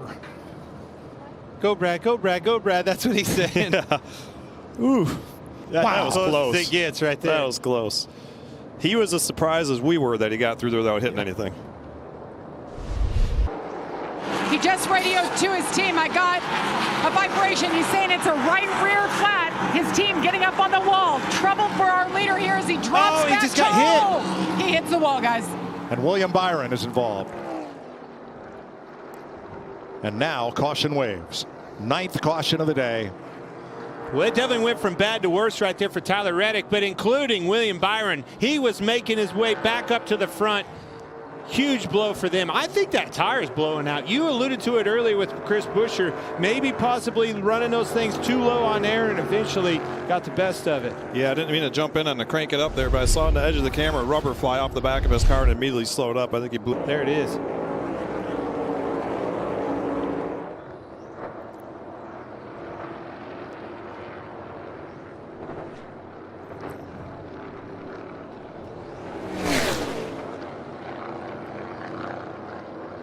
Now cars getting through on the inside. William Byron is not one of them. That was really odd. That was really late. It'd be interesting to see the whole view if there were some other cars around him. But that he got loose and had to catch it. Yeah, because that was quite a while after he was going slow up against the top. Reddick has made his way to his pit with caution out. I believe Byron was starting to get out of his car.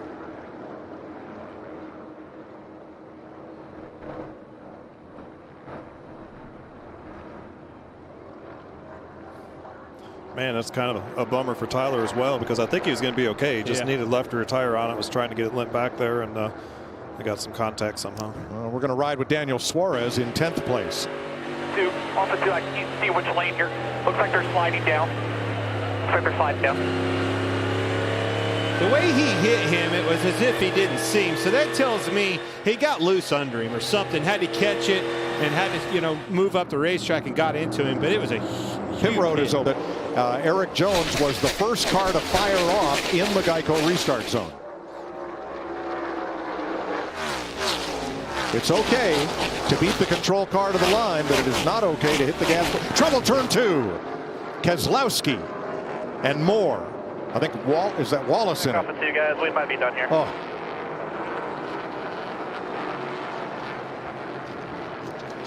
The restart was fine, we are told, and Harrison Burton is torn up for the 2nd week in a row through nothing of his doing. He was the 3rd car in after Bubba Wallace. 10th caution. You just have so much momentum down there. It looks like Bubba's trying to squeeze up in the middle here and got Brad in the left rear and started the accident. Cindric in it.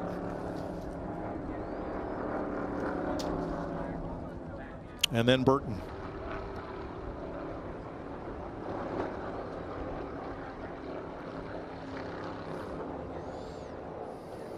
Yeah, Brad was coming down. He was splitting that up. I mean, in all fairness, Brad was coming down, but the option, you either wreck yourself right there or you lift out of the gas. He didn't lift out of the gas. Here's Bubba Wallace. Fell to 6, sorry. Just lost my nose. Fighting out all day. Well, let's ride with our pole sitter. Austin Cindric had the front row for this one.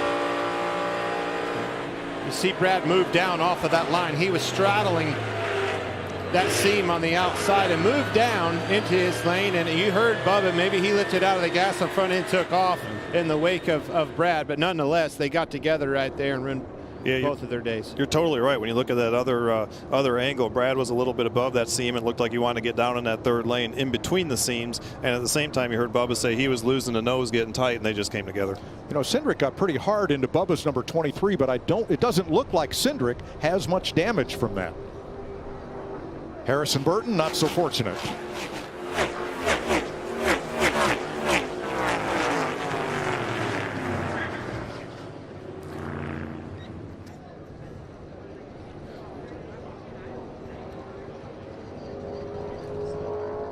I don't know that Brad's car is tore up all that bad right there. He's certainly going to lose some laps trying to get it back to pit road.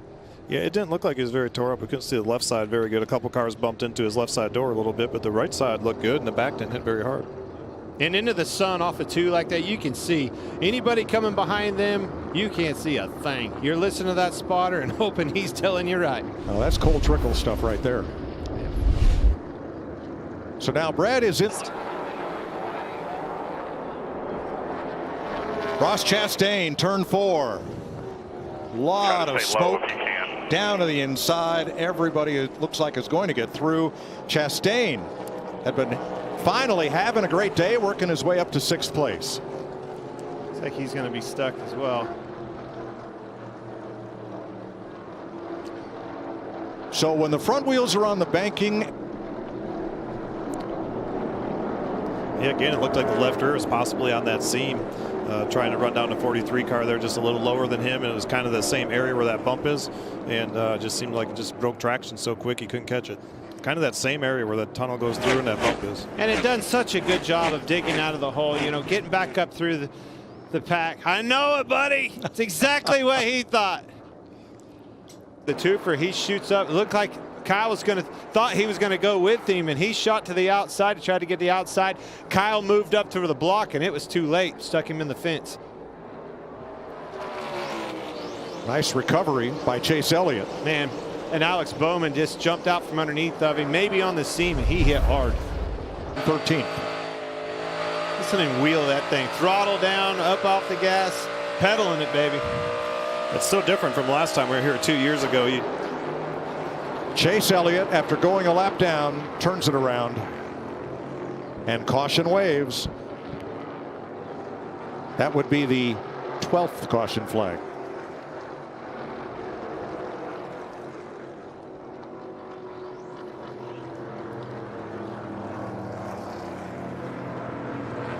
The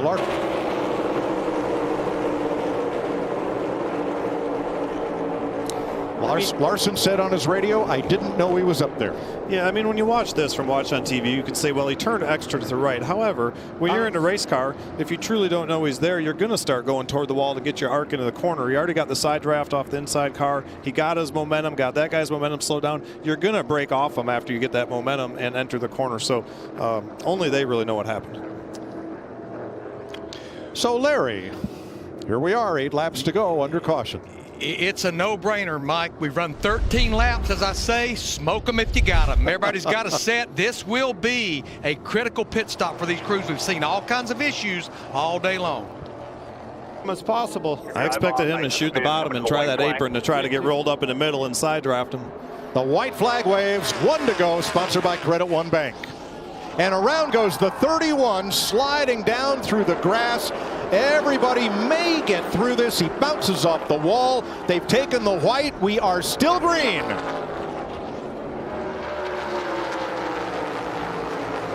Larson with 3/10 on Dillon. Eric Jones closing up for second. Can anybody catch Kyle Larson? Not today. You're going to the bottom here. Watch Jones. The big run on the outside. Dillon on the bottom, slides up right to the tail of the 5. Here they come for the checkered flag. Kyle Larson keeps that surfboard trophy in California. Man, what a race, and you can't really say enough about Austin Dillon, Jones, and Suarez. I mean, I don't think anybody would have picked those guys to be second, third, and fourth today, necessarily all of them. So, man, heck of a race. Elk Grove, California's 29-year-old defending series champ. Kyle Larson is going to victory lane. And that puts us under the second caution of the day at lap 42. He's running 13th at that time.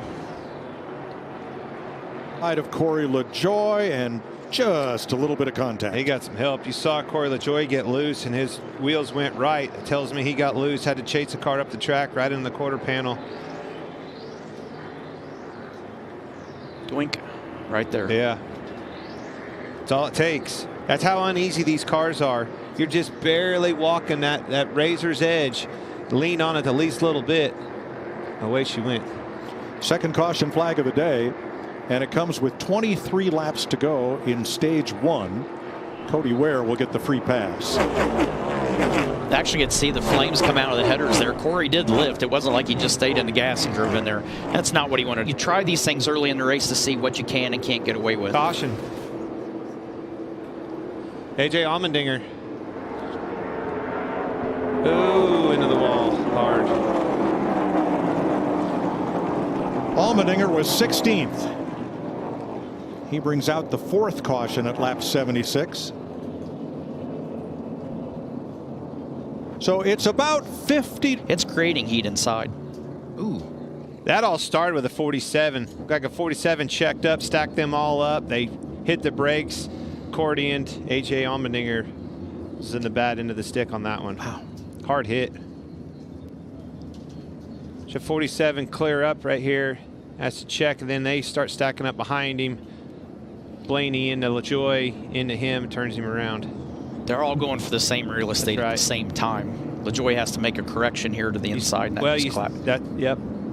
Just clips AJ in the right front and sends him. Blaney came down a little bit. LaJoy had to come down a lot. And Allmendinger was the innocent victim. Exactly. Brad Keselowski will get back on the lead lap with the free pass here.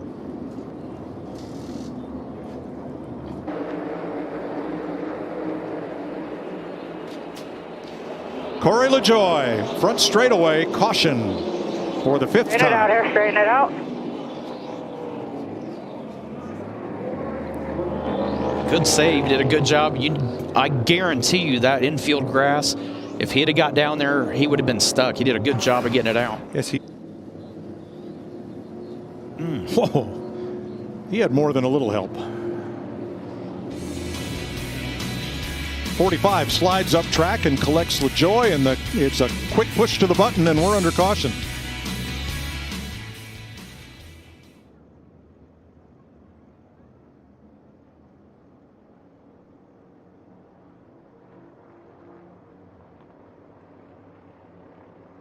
Chastain and Byron. Gregson on older tires with Kyle Busch. Here we go.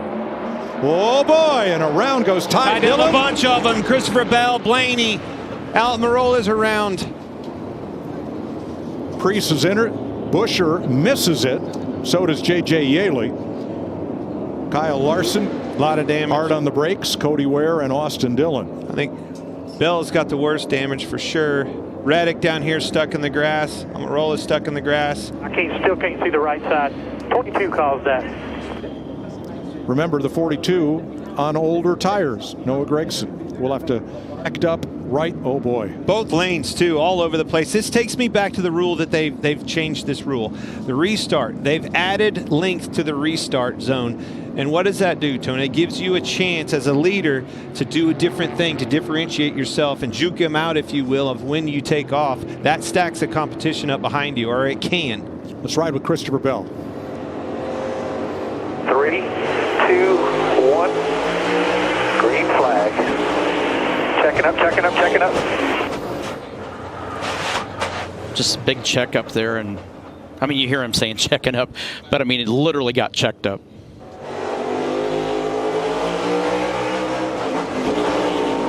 Wow. And he's sitting there going, what did I do to deserve that? Nice look from our Toyota onboard cam. And here's Chase Briscoe, the forward camera, and the driver's eye view. Man, Almirola really climbed up the left front. Back up, Christopher Bell, he was way up clear in to the there. That's a big one. Didn't see that coming, Tony. We're still not quite sure. Still get this thing back around there. Credit one. Which one? Who did I pick? Tony, who did I? Well, who picked first? He is the chosen one that always gets picked first. That Richard, man, I'm telling you right now, he ain't taking his eyes off this thing. He don't count them chickens till they hatch. Chase Briscoe just ahead, 20 cars on the lead lap. And Kyle Busch can pretty much coast it home from here. What may be the final super speedway NASCAR race ever in Southern California RCR, baby. Goes to Kyle Busch. That's right. How about you, RCR and everybody? Kyle Busch, unbelievable. Randall Burnett, them girls right there. Everybody's on in. That's a big win. Huge win. Richard Childress Racing and Chevrolet. 61st career win for Kyle Busch. 9th on the all-time win list.